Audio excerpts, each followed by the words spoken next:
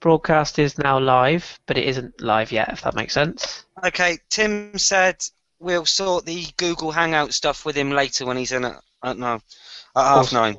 Okie dokie. I will let you know when we're live.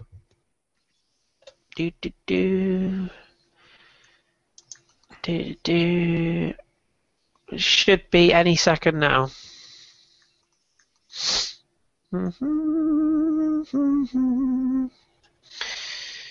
Right. I think you should be live now again. Okay, so this is the first of many. The Bergkamp Wonderland transfer deadline day special. Unfortunately today we've got no intros as there is no actual notes for the podcast. It's very much improv, we go as we do. But first of all I'd like to thank Kris for joining me. He's going to be here most of the day. Hello Kris. Hello. And another person we've got joining us as well is Goona Girl Kate. She's a Bergkamp Wonderland's lady panellist. Oh, I told you the other day I'm not really a lady, but hello. It's lovely to see. I don't know how we've got the chat box on the side of this, by the way.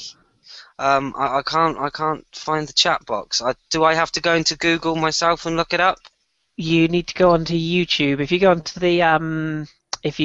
the Twitter account and click the link on the podcast account, that will take you directly to it. And then sign into Google, obviously. But anyway, I digress. As we've got one more gentleman with us this afternoon.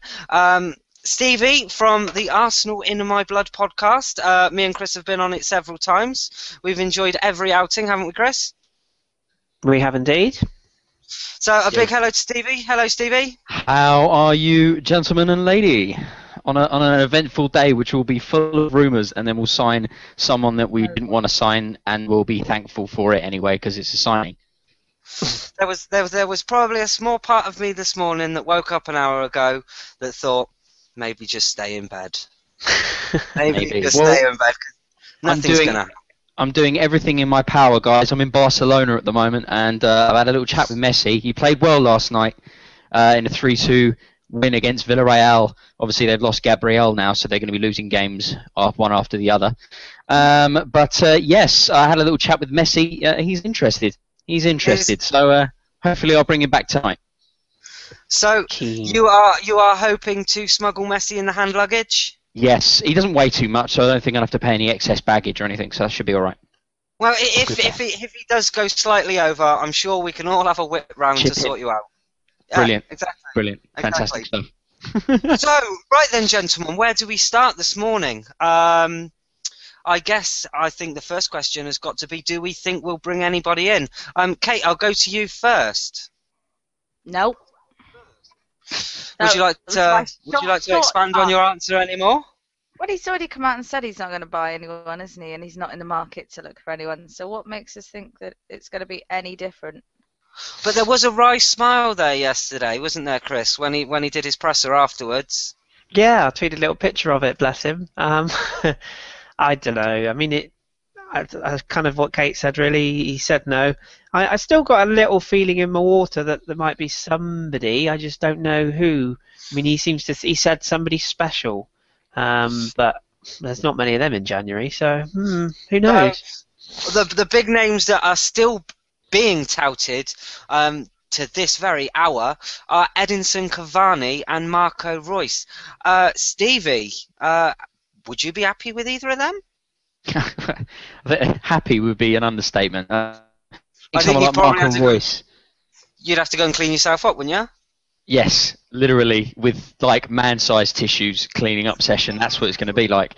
Getting someone like Edinson Cavani would be just incredible. I'm a massive fan of Marco Reus.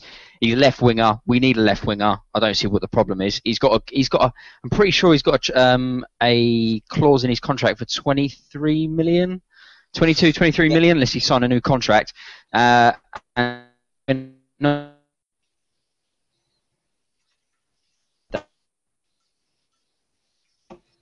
Daleks have got Steve.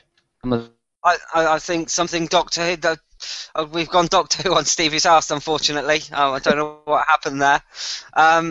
Stevie, can you still hear us?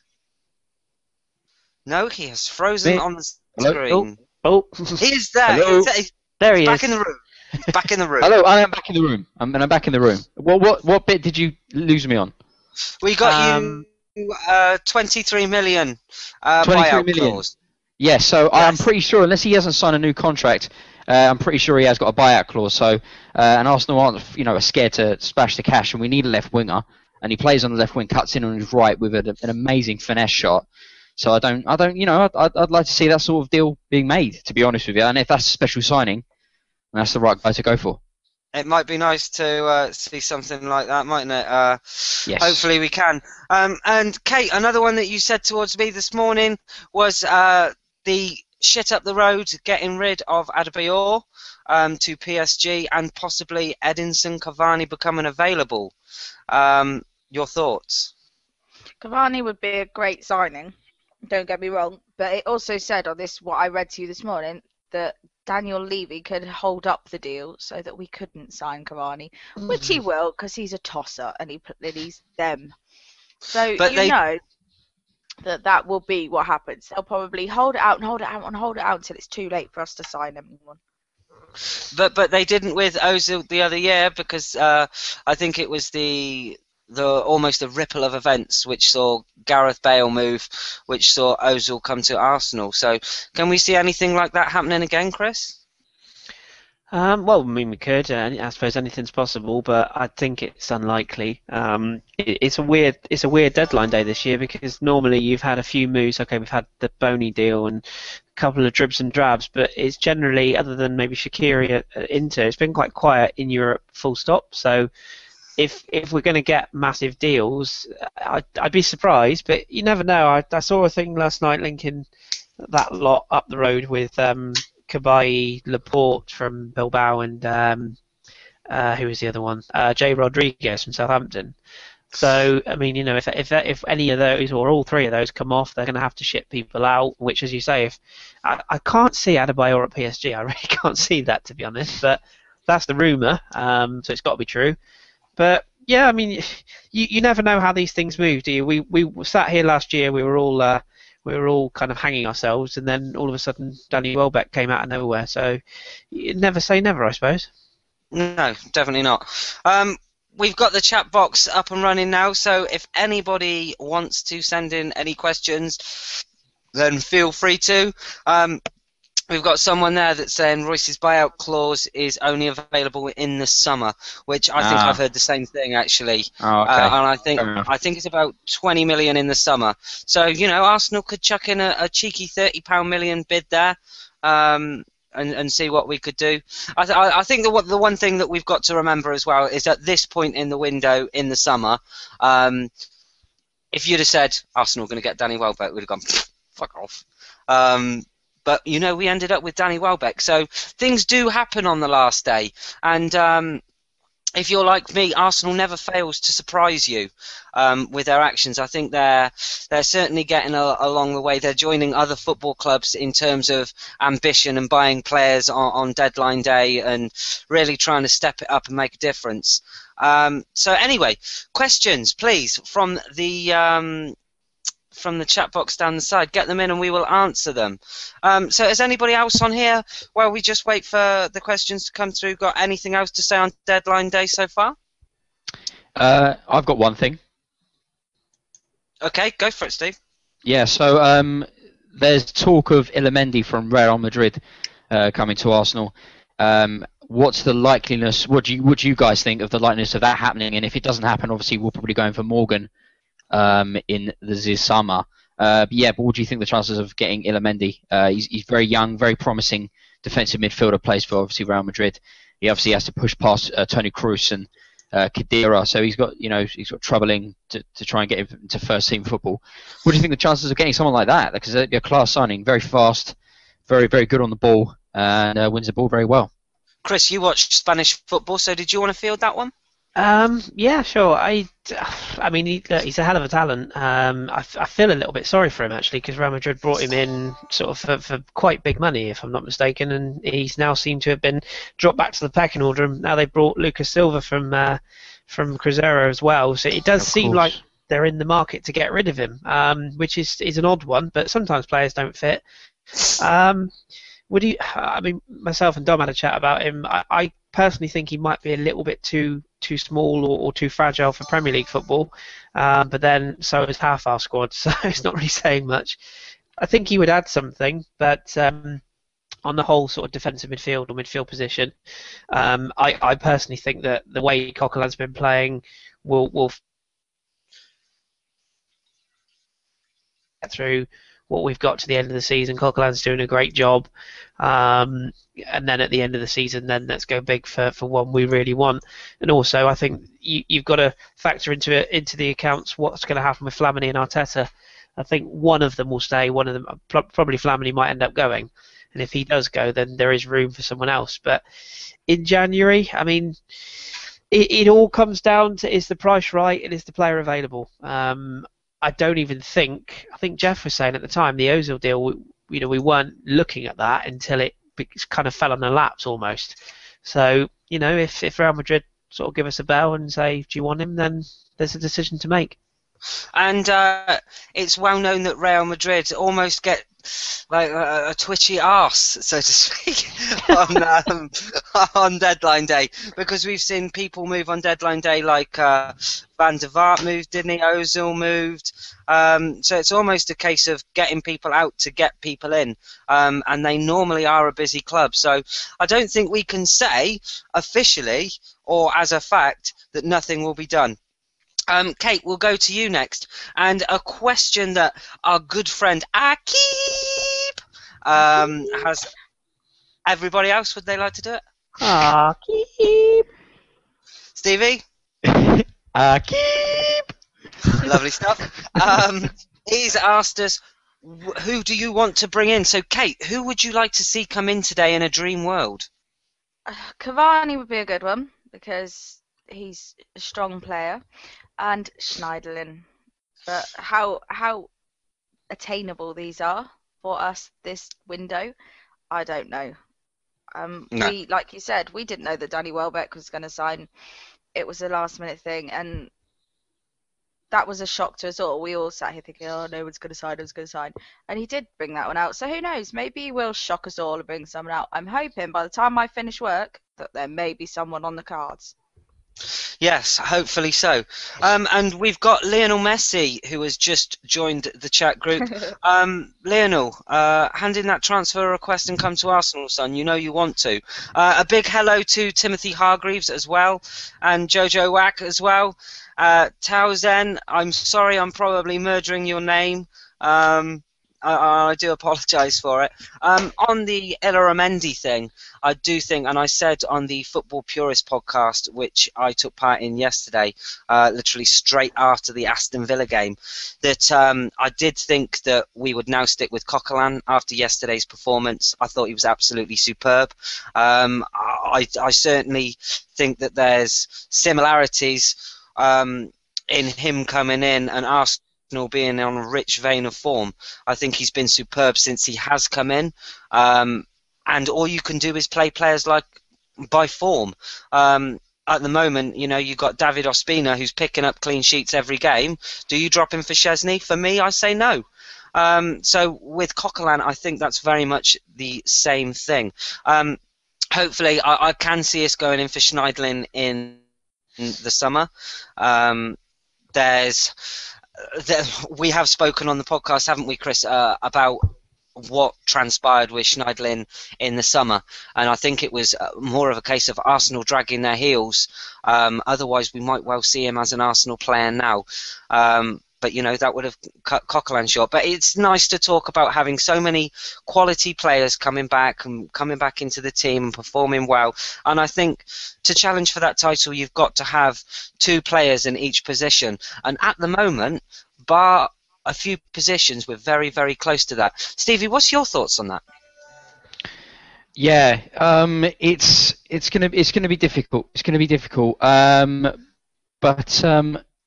I'm a person that you play on merit.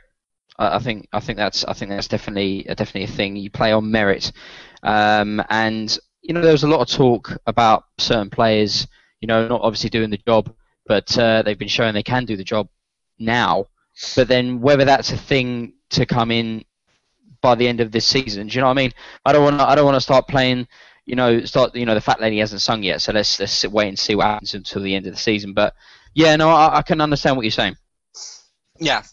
And Kris, what's your thoughts on Schneiderlin? Do you think that's going to be very much a wait till the summer now? I think there was talk on this week's podcast from Gav, who'll be up at 8 o'clock, about his value. And while they are in the hunt for a Champions League place, his value is sky high.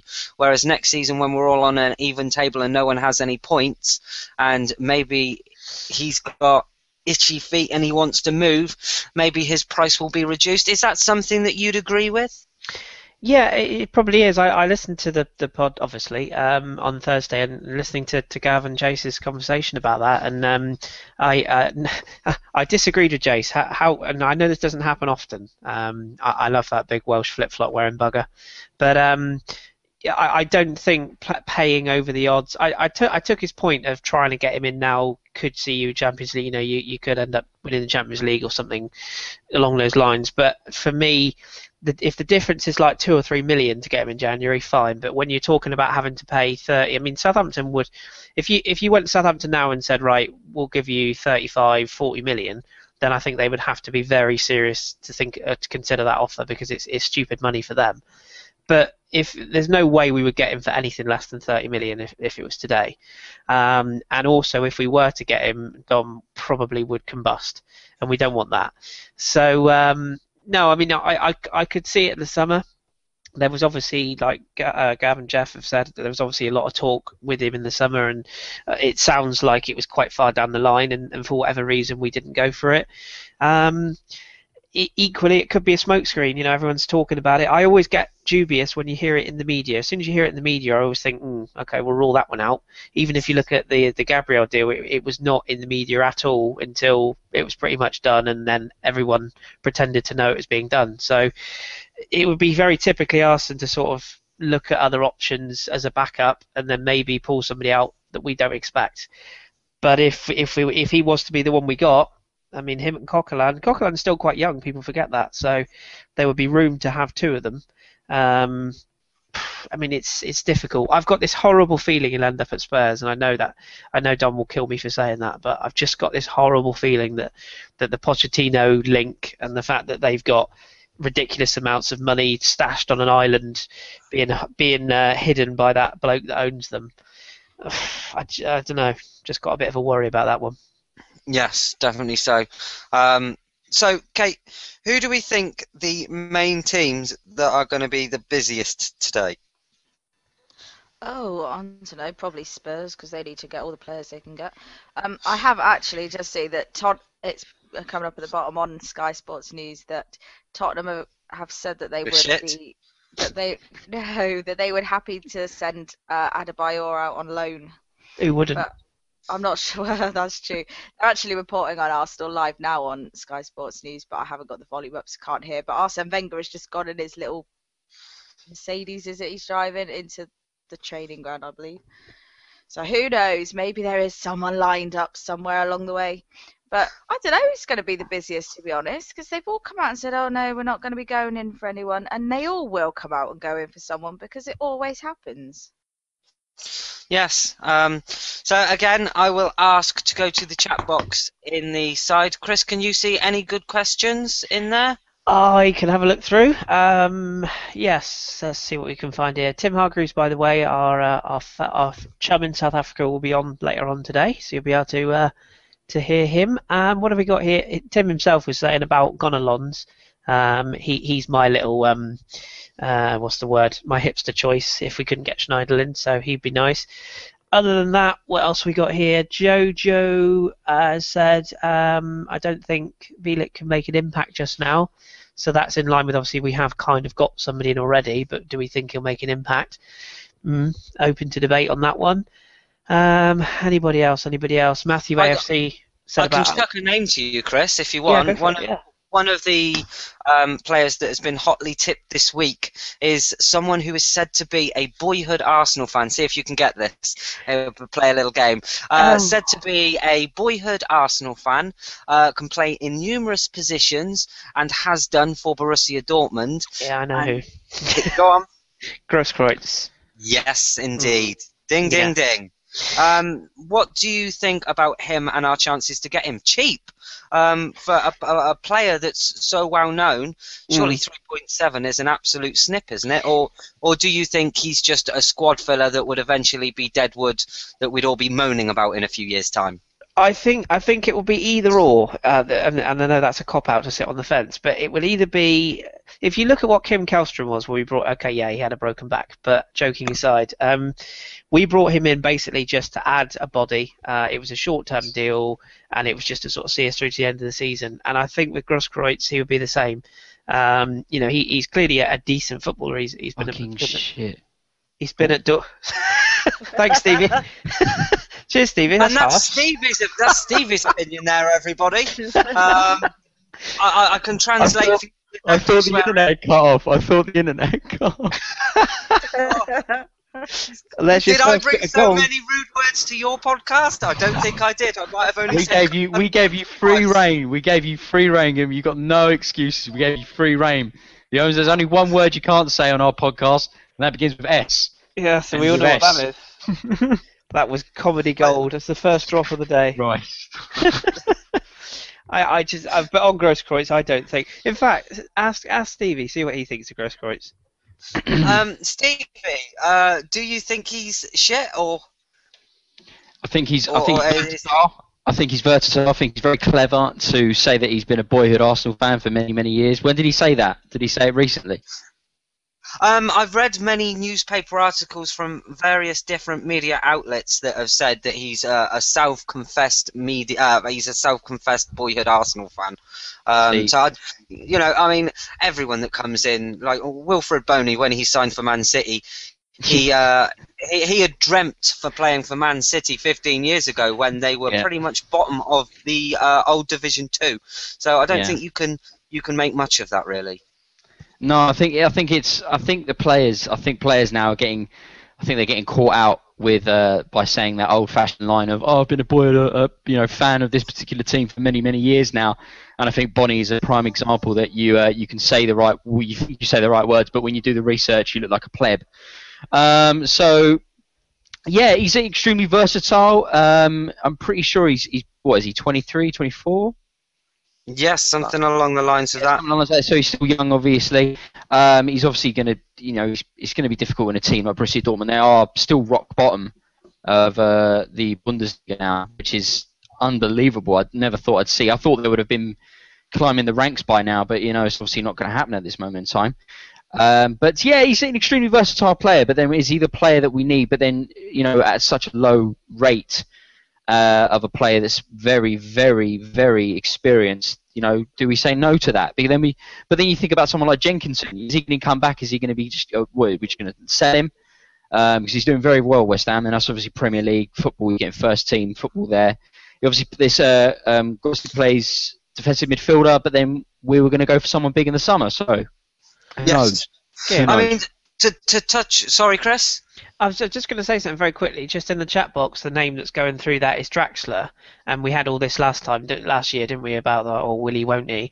It is a pretty well-known, or I say well-known. It's fairly well-known in Germany that Schalke are not particularly flush. I mean, they're not skint, but they're not particularly flush, and they've got another lad coming through called Max Meyer. And he plays a very similar position to Draxler. And the talk is that they didn't want to sell Draxler to us last year because they wanted Meyer to get longer first-team football under his belt so that he would be ready when they did decide to cash in. And Arsene absolutely loves Draxler for whatever reason. He's a big fan. So, I mean, that would be the only one left field. I think Royce is a pipe dream. I think he's going to be at Madrid next year. But Draxler is a left-sided attacker.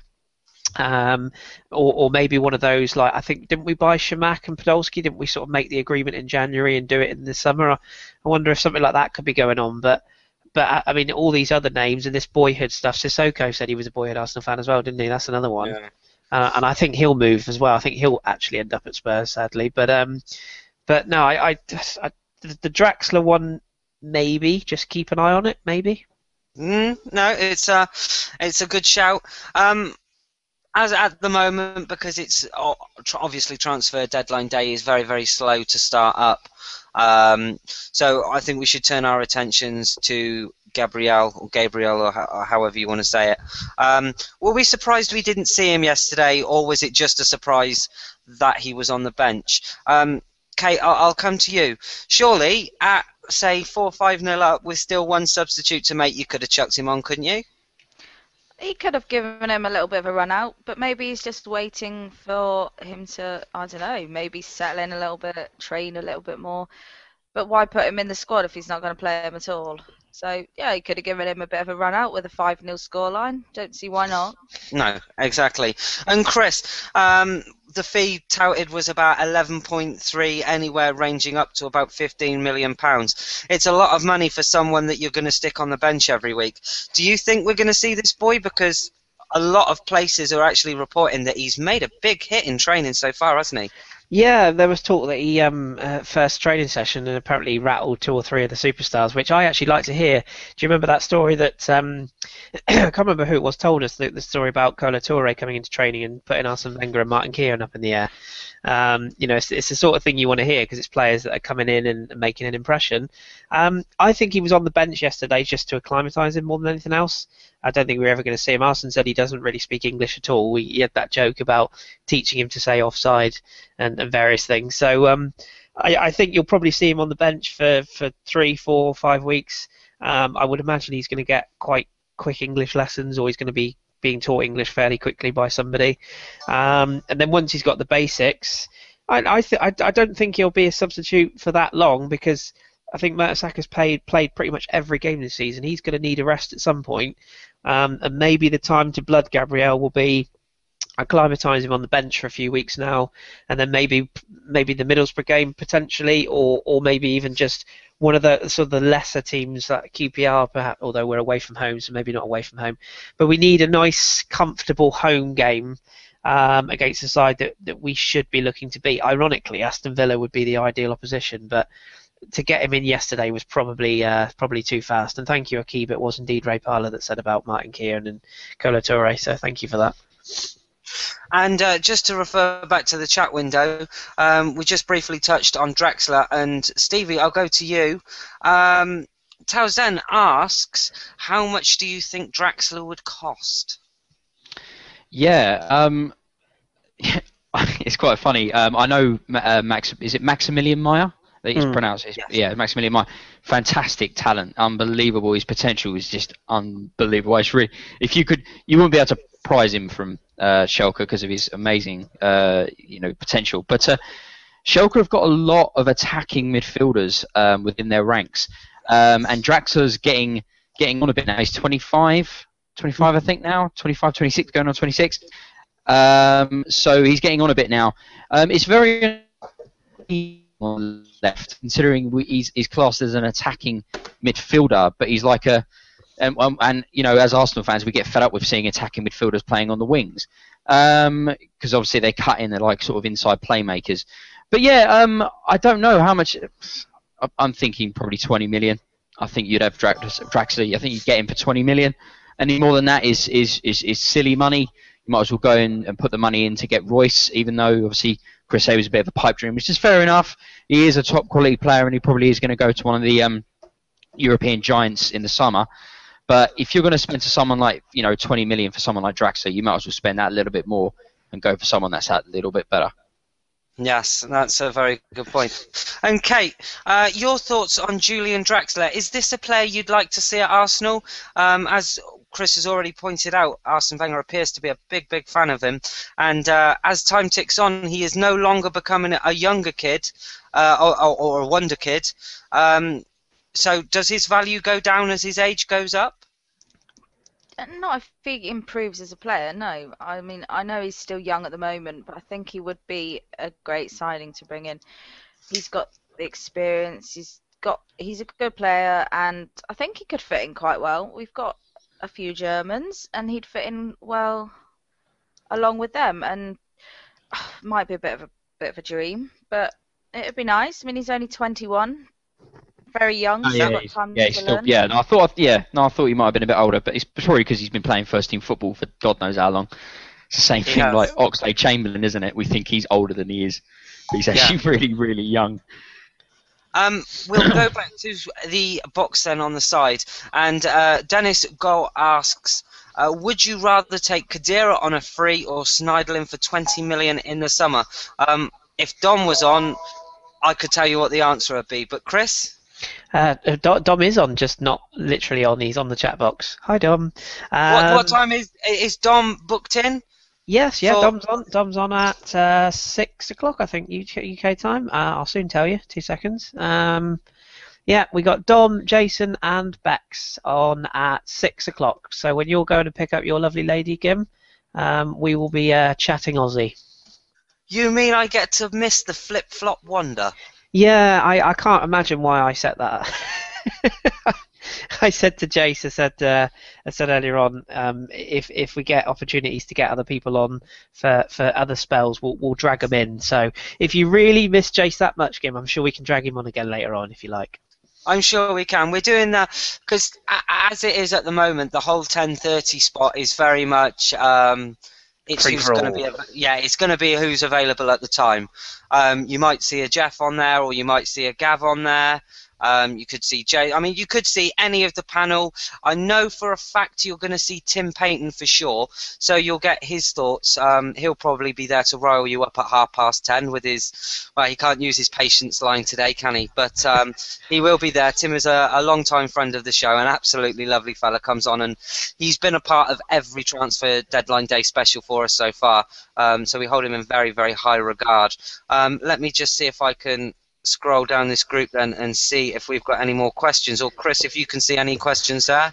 Yeah, I can have a look through. Let's see what we got. I do want to give a quick shout to JJ as well from Twitter, James Johnson, who he tweeted me and said a short time ago, you haven't mentioned Lacazette. Are you feeling all right? I am I am fine, James. It's all good. I'm just trying to quell my desires, because the more I think about him, the more I can't stand the thought of him going anywhere else. We did have a question from Jojo. Do you think Ox can become a world-class player? And if so, which position? I mean, that's another one to look at. If you're looking at a left-sided player, I mean, okay, Ox is generally placed on the right, but he's comfortable on either side. Would it not be more sensible to maybe blood him on that one of those positions rather than bringing in yet another tricky attacker? Stevie, do you think Ox can become world class? I think he can become world class. I've made the mistake of Braxton being too old and given too many years on his age already, and a lot of Arsenal fans have been the same with regards to Ox. We all forget how young he genuinely is because how much first team football. It's a bit like Walcott, we kind of forget how old he is. But yeah, Oxlade-Chamberlain, an amazing guy. Wenger's always said that he sees him in the middle, and we see that when he does play in the middle. We see his driving runs are amazing. But yeah, it's a great shout. Maybe blooding him in, putting him in on the left. But the only way he'll become world class is if he actually gets game time. What he's getting right now, not game time. He's not going to become world class if he's getting seasons like this. And also, again, we've got an agent out there as well. I should tell you. Breaking news: our very own Akib has just tweeted a picture of him talking to Shane Long. So maybe Shane Long is the answer to all of life's problems. Where is Akib to be able to chat to Shane Long? I don't know. He's tweeted a picture of him. It looks like he's in some sort of football stadium or somewhere. There's a picture of Akib there with Shane Long in the background, and then the next picture is just Shane Long looking out, gazing out of a window lovingly. So I don't know. It's red seats, so I can only assume it's at Southampton. I would guess.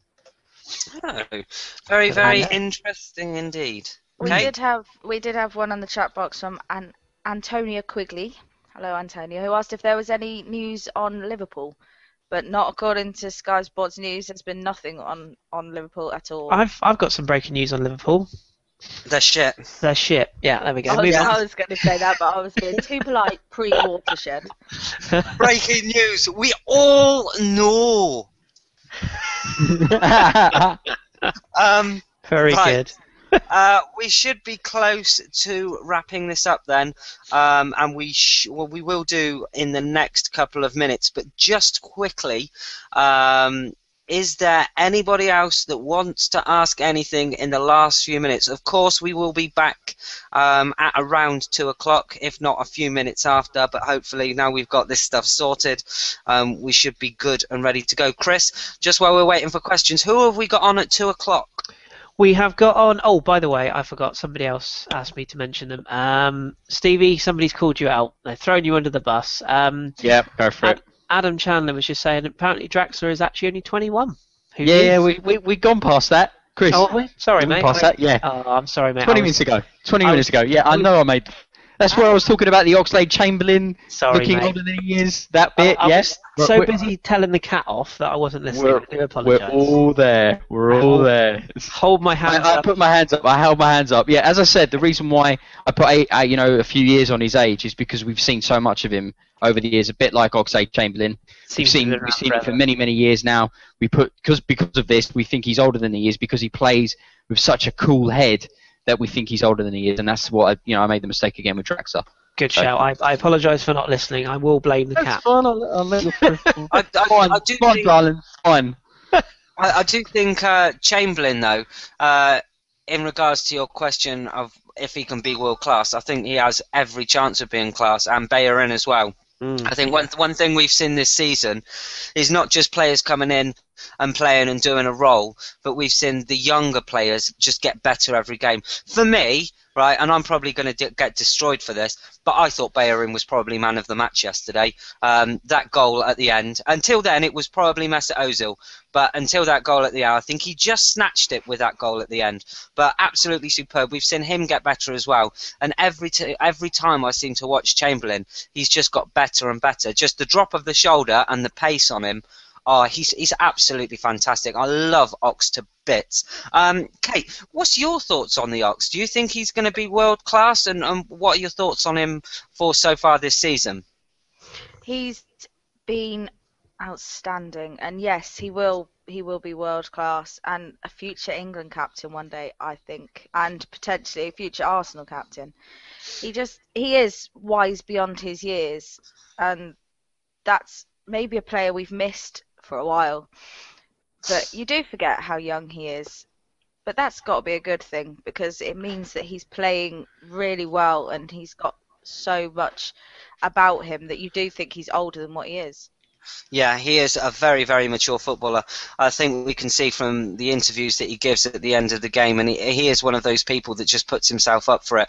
And when he talks to the presenters at the end of the game, just so much maturity comes across. We'll switch our attentions now to the chat box and ask the last couple of questions before we head off for a couple of hours. And only an hour. Literally only an hour. So. We've got one question. Is Rosicky the perfect role model for Jack Wilshere? Stevie, do you want to field this one? Yeah, sure. Thomas Rosicky, yeah, it breaks my heart, the player like that. He's had a bit of a Diaby-itis. I call it Diaby-itis about him, where he's just plagued with injuries, and which kind of like dampened his career to begin with. But thankfully, as he's got older, I think he's wisened up with how to play football, and I think that's definitely something that Jack Wilshere needs to cotton on to. Jack, he's always played this football where he'll draw in as many fouls and as many people into him as possible, which frees up a lot of players around him, which is granted, but not when you've got ankles like glass. You can't keep doing that. He needs to release the ball a lot quicker. And Thomas Rosicky, he's definitely learned this over the years. He's not been the healthiest man in regards to fitness, in regards to that. But the past couple of years, or whatever, he's definitely got on a lot better and figured out how to get around that. And I think Jack Wilshere would definitely learn a couple of things from little Mozart in regards to releasing the ball a bit quicker. Yes. We'll get through these questions quickly then, because I've just got to nip out so I can be back at 2 o'clock. Tauzen, what do people think of Cuadrado to Chelsea? I can field that one just quickly. personally, I think if you're getting rid of Andre Schürrle to bring in Cuadrado, I don't think there's an awful lot of difference there. However, I am a big fan of Andre Schürrle, and I thought he was fantastic at the World Cup.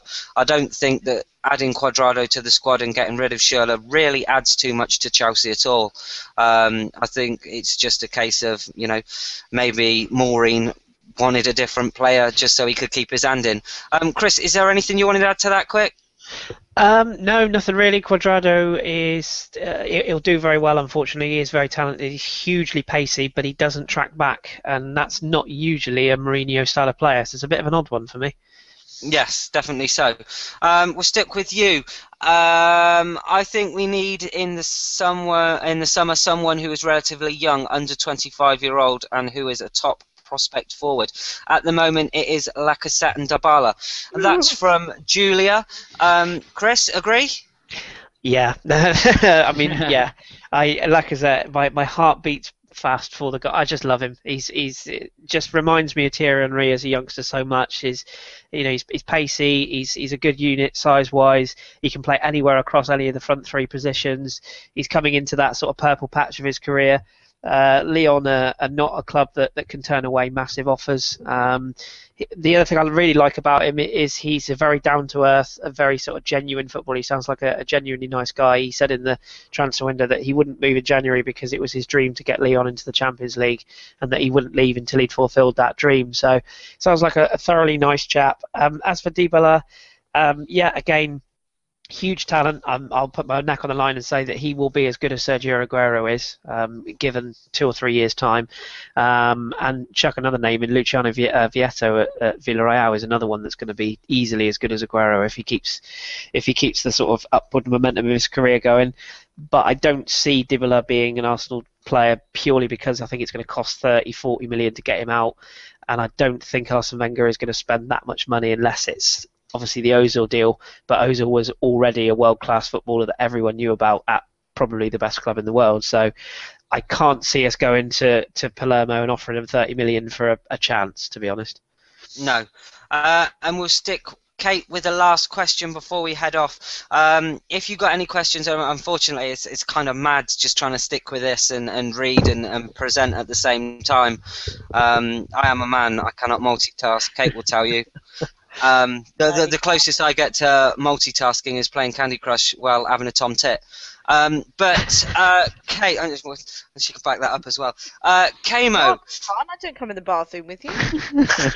There's an image. Lovely. Kate, we saw Akpom yesterday, or as Danny prefers to call him, Apcom. And he put in, I would say, a fairly solid performance. Some could say, he won us the penalty. He should have scored a header towards the end. He looked a very promising talent. There was rumours earlier in the window that Liverpool were going to try and tempt him away by offering a contract. I don't know. Has he signed yet? Has he signed a contract, or is he still, Kris? Do you know what? I don't actually know. I don't think he has. I think we've offered him one. I think it's him and Coquelin. They've both been offered, but I don't think there's anything been announced yet. So it's not been on the .com. Okay. But basically, Kate, the question is, German newspapers are stating this morning that Dortmund are interested. Do you think we should let him go, or do you think that he has the promise there to actually make an impact in our first team? No, I think he's got the promise. I don't think Arsene Wenger will let him go unless there is a massive deal on the table, for maybe to swap with someone half decent or something. But no, I don't think he would let him go, and I'd like to see him make it at Arsenal. It'd be nice to see someone who's come through the ranks and built his way up and shown or played to the potential that he can be. Yes.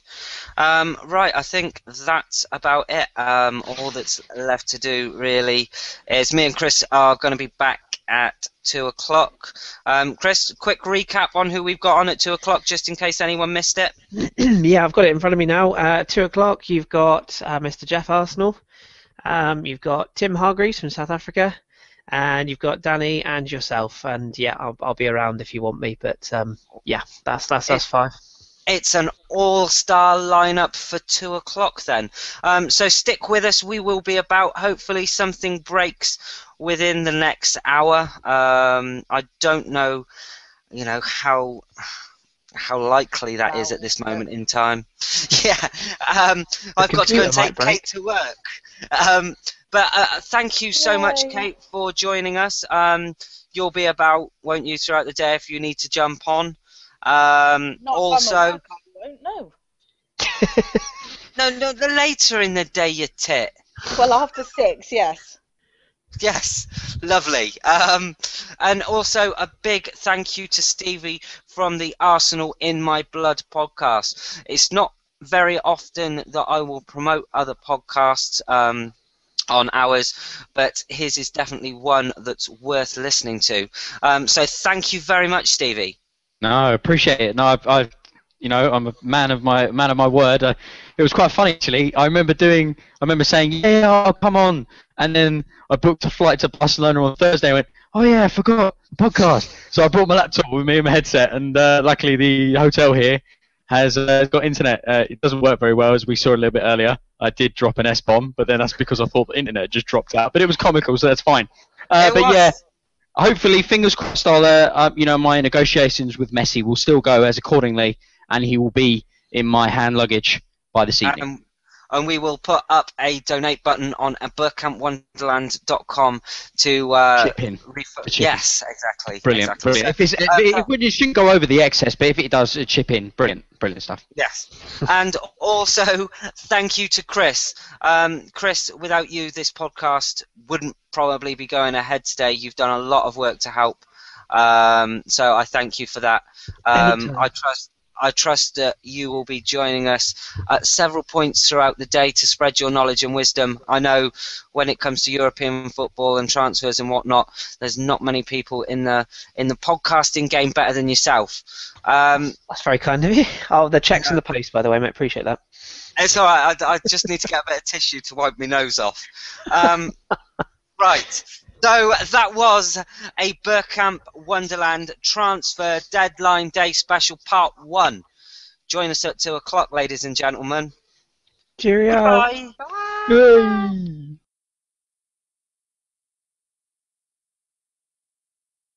I will start. There is no. We're live now. We are live. We certainly are live. We are live. Get the schooner love train rolling. Hello and welcome to a Bergkamp Wonderland Deadline Day podcast transfer deadline day special part 2. Puppy edition. Yeah, the puppy edition, as they've just woken up, unfortunately. And why have they woken up? Because I might have picked one of them up to show you. You turned your webcam on and was showing everyone your puppies. I know. I technically I showed you 2 of my puppies. Oh, I loved it when you rubbed them together and then licked one of them. Stuck one down my trousers. Right, let's get this started. Shit already. It has. So of course you know that Danny is here with us. So hello, Danny, and how are you on this fine day? Shit the bed. That's why I'm up so early.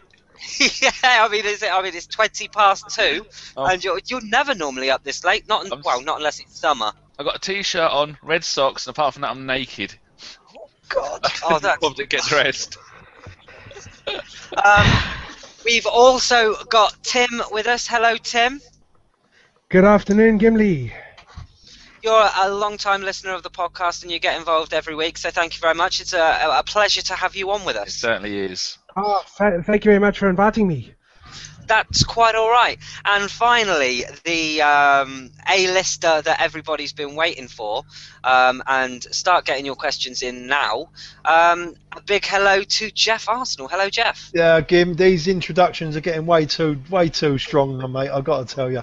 Do you know what? I haven't normally, right? I sit there and I write the introductions, but this is completely off the cuff. So at times it'll probably be just me waffling. That's cool, man. Crack away. So, right, where do we start then since we last spoke to you? There is news linking us to another player. Kris, do you know what his name? Lewis Gaia, is it? I'm frantically doing my research, so come back to me. Okay. Danny, do you know anything about said player? I don't know. Well, if you're not going to tell me his name, all I do know is that Aaron Lennon's thinking of moving to Stoke. Oh, that would be so funny.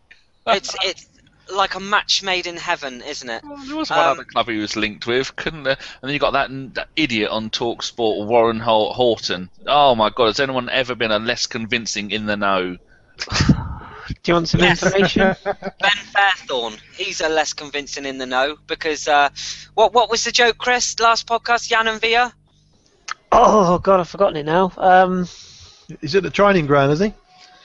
It's something to do with him being a mascot, wasn't it? Kate said he was going to be a mascot. No, he's Gunnosaurus. That's Gunnosaurus. Yes, that's right. Yeah. He's been Gunnosaurus for the last 3 years, according to some people. Very much, I think Arsenal in the transfer window is, and the best analogy I can give for it is thumbing in a softie. We all want something. We all want something to happen, but the chances are unlikely. Do you want some Gaia information? Yes. Let's hit me with some Gaia information. Okie dokie. So it's Jose Luis Gaia Peña. He's 19, so sounds about right. He's a midfielder. He's left-footed. Plays for Valencia. He's played 19 times this season, scoring once. 6 yellow cards. Lovely jubbly.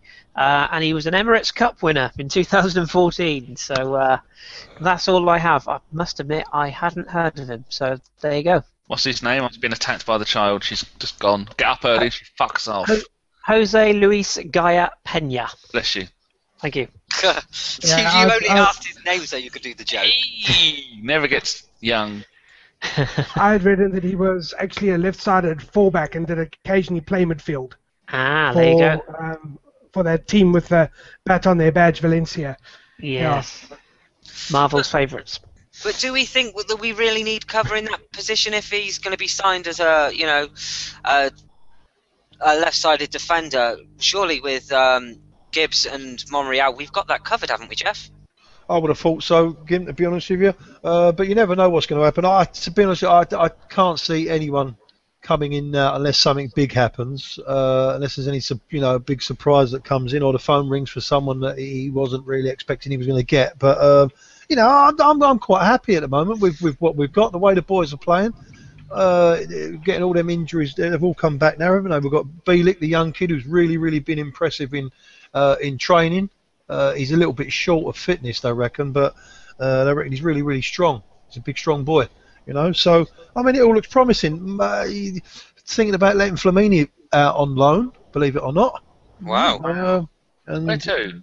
Well, I don't know. I don't know. I just, that's what I heard. I made a phone call this morning and to find out, and it said anything. I mean, everything's quiet. There's nothing really. Like I say, unless the phone rings and there's someone comes in with someone that he may have wanted in the past that is available, which I don't think is going to happen at this late stage. It's a little bit quiet, isn't it? But I mean, I'm happy with what we've got at the moment. Gabriel coming in. Let's see what he does when he comes to light.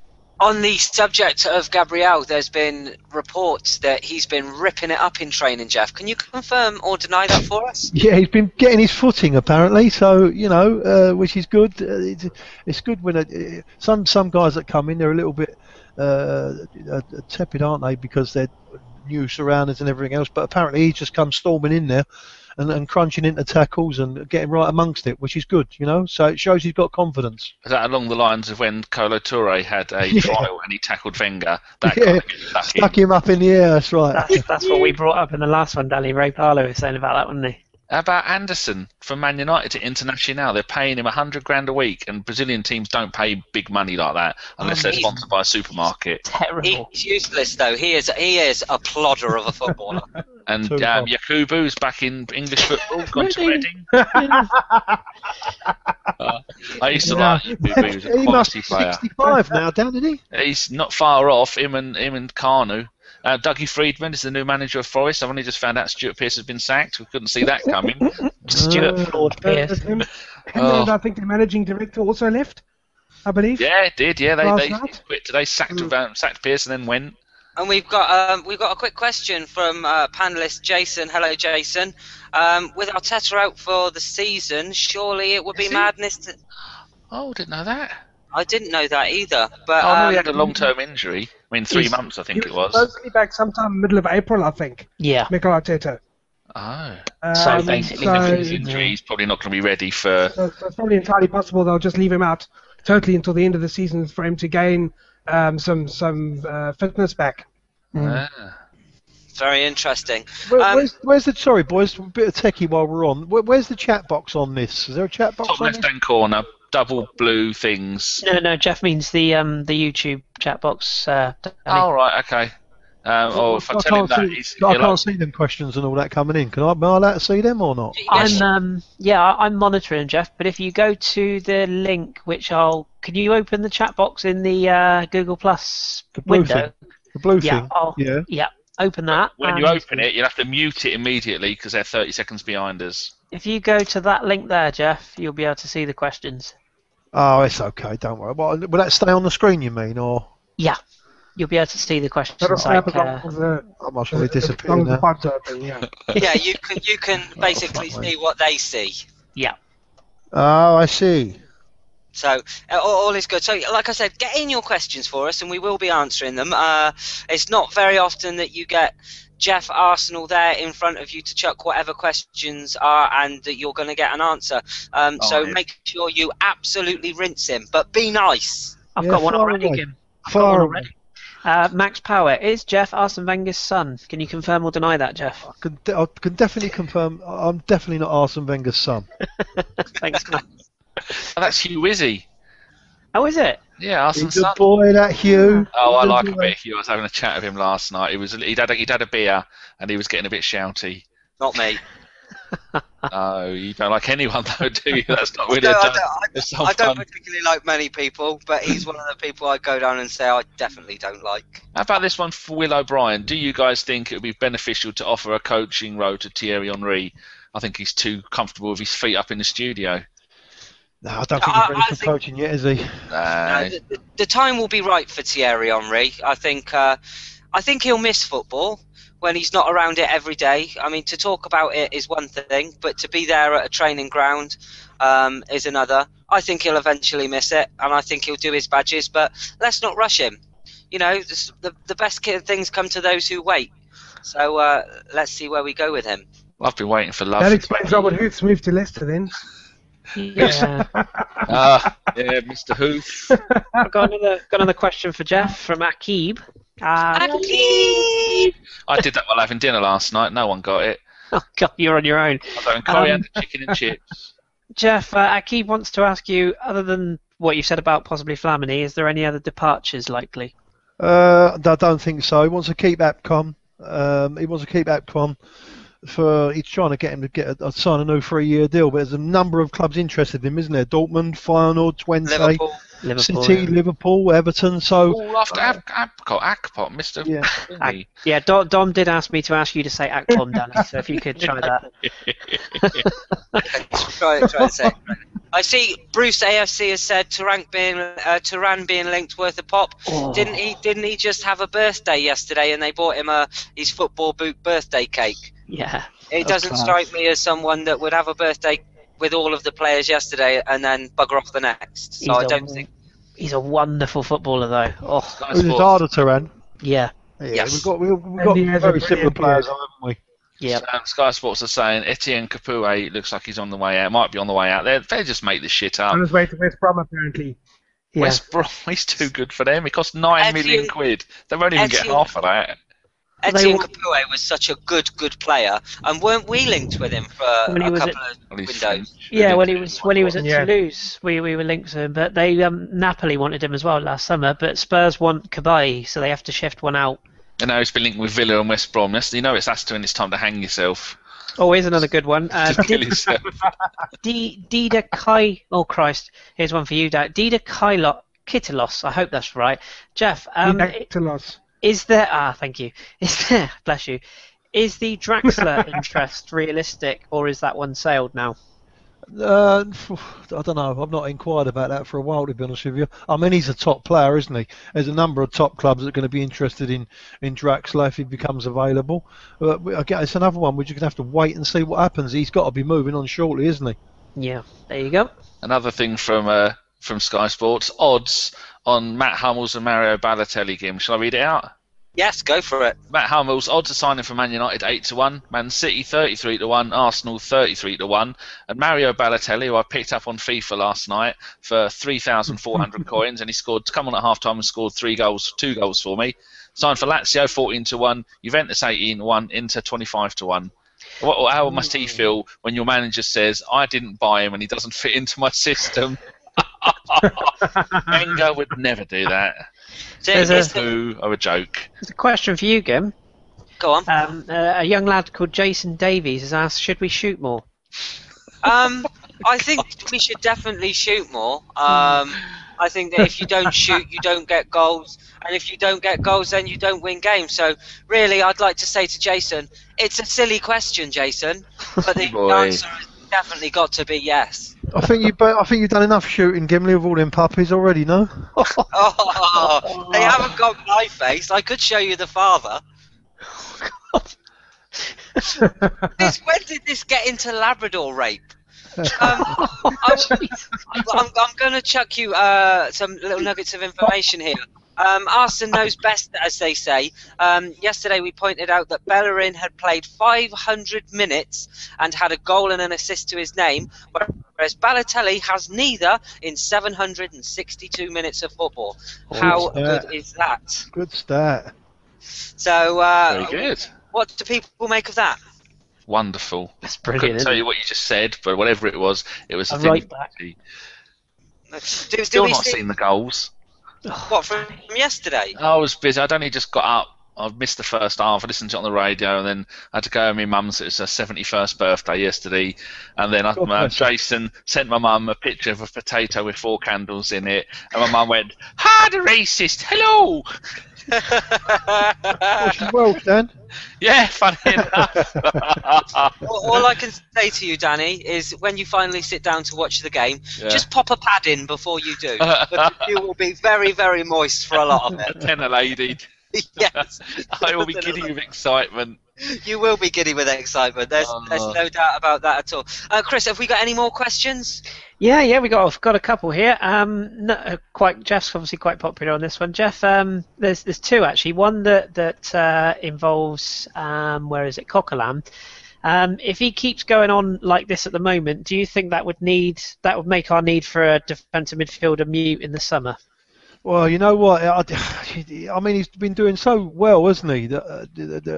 Wenger's been impressed with him, and if he hadn't been doing so well, I do believe that we would have really made a strong go at a central defensive midfield player in this window. But because over the last few weeks he has done so well, I think that's muted it a little bit, and he's going to run with it until the summer. And I think he'll have another bash at maybe Schneiderlin in the summer. Yeah, fair shout. That was Dom loves Schneiderlin, and that was kind of the next question. So do you think that one's still on the cards, Geoff? Do you think that's still, even if they keep Coquelin, do you still think that the Schneiderlin one is the one that they're after if they were to be after one? I personally think he's going to go for something a little bit stronger, a little bit better, believe it or not, if one becomes available. But if not, I think maybe Schneiderlin. I mean, it is strange though, because he had a chance to buy Schneiderlin last year. I don't know. I mean, he was the original person that attached him to Southampton in the first place. So it's very, very strange that he. I mean, he's had plenty of chances to buy him. So why hasn't he? They didn't they, Geoff? Basically, Arsenal wanted him, and then they dragged their feet a little bit, and then by the time they decided, yes, that was the man that they wanted, Southampton said no. Yeah, I'm not sure, Gim, to be honest with you. That may be the way it happened. Yeah. You'll be happy to know, Geoff, that you've given Dom an erection. So,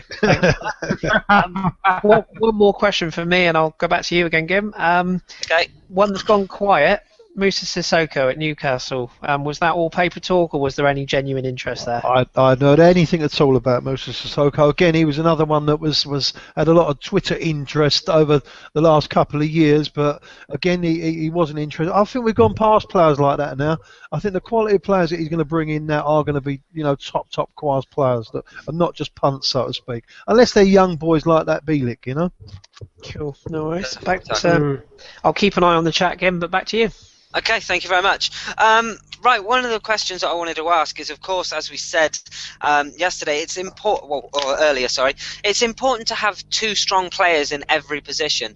And for the first time in a long time, I can actually start to see that at Arsenal. Maybe not such in regards to the defensive midfield situation, but certainly when you look at the likes of Szczesny, Ospina, you've got Monreal and Gibbs, you've got Bellerin, Chambers, Debussy, you know, you've now got Gabriel, Koscielny, Mertesacker, and again Chambers can play in those positions. So across the park we're starting to get a fair bit of depth, and for certainly for a long time I'm seeing that the Arsenal bench that they're putting out is very, very strong. A quick one from all of you: where can you actually see that we need strengthening in this team at the moment? And I'll put that straight to Danny. I was just replying to Jason in the WhatsApp group saying that Tim's back, don't worry. Summarise that question. Basically, we've got a strong team as it stands. Yes. We've got competition for places across the team. Yep. But where do you think that we need to bring in players to further strengthen our team? I think maybe a striker, because we've sent 3 out on loan, we've sold 1, and I think Alexandre Repato. I don't know, it does sound Italian, I think he's Brazilian, isn't he? And plus, Arsenal's Twitter followed him, and he followed them, and he only follows about 80 people. So that has given me hope that he might turn up for absolute... Are you still there, Geoff? Oh, Jeff's muted. No, look at that. Yeah, mate, don't worry about that. A little microphone comes up when you've muted, Geoff. I thought I'd muted you by accident, sorry. Right. You'd ever the pro, Geoff, ever the pro. He's back on mute. Oh, now he's off mute. Go on, I'm in and out, don't worry. Hey. I don't want to be coughing all over YouTube, mate. Oh, you don't need that. Google, I mean, I beg your pardon. Well, they're both the same company. Yeah. So I think maybe we might get somebody up front on loan. Only because Giroud, up until the point when Giroud was injured, I don't think he spent much long-term injuries before maybe the odd knock. And apart from playing Giroud up front, Welbeck, I don't think Wenger sees him as a striker, although I personally do see him as a striker. I think he's going to be a utility player for playing in any one of the front 3 positions. And then we've got Sanchez who can play there, but it's actual out-and-out strikers. It's only really Giroud and Chupa Chupa. And what about Welbeck? Would you not consider Welbeck an out-and-out striker, seeing as he came from Man United because he didn't want to play on the wing anymore? Who did I just say could play covering any one of the 3? Because I forget what I've said, even though it's 10 seconds ago. I'm sure I said Welbeck. Welbeck, yeah. Oh, okay. Yeah, I think Welbeck. I see him as a striker. If he's a striker on FIFA, who am I to know any different? But surely at the moment, in regards to the team, Tim, and I'll come to you. Surely that when Welbeck comes back from injury, we can't. There's no way he can out Giroud in the team, is there? Giroud's just playing too well at the moment, isn't he? I think it really depends on who your opposition is. There's going to be some games where Giroud is going to be very effective, and there's going to be other games where Welbeck is going to be more effective, such as if you're dealing with the team with a faster defence. For example, not Stoke and West Ham. If you're playing against one of the, again, like I said, a team with a quicker defence, maybe Chelsea in their current guys with Kurt Zouma, he's got quite a bit of pace at the back. I think Olivier Giroud might have a problem against him. That kind of defence, I think you'd probably be better off maybe starting Welbeck, and if Welbeck doesn't do anything after 60-65 minutes, then bring on Giroud for him later in the game.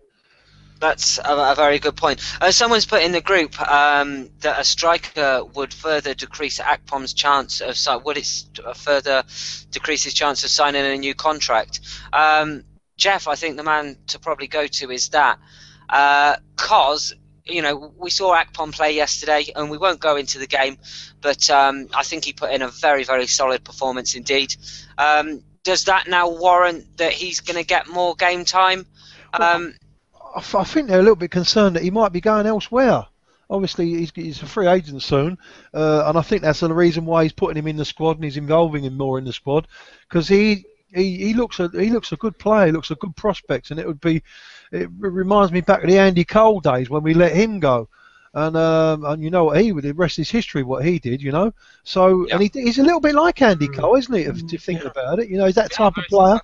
And it would be sad to. I think they've got to nail him down to a 3-year contract, see what he's like in the next 6-8 months, maybe give him another loan deal somewhere else, and then bring him back, and then they'll decide on him, you know, and by that time his value is going to go up anyway. But the first thing they've got to do is get him on a 3-year deal, definitely. And another one of those players is Coquelin. Can you tell us a little bit of the situation with Coquelin? I don't believe he's signed a new contract yet. Is there one on the table for him? There is one on the table, definitely. I think in a presser yesterday, Wenger said that he was 99.9% sure that he was going to sign.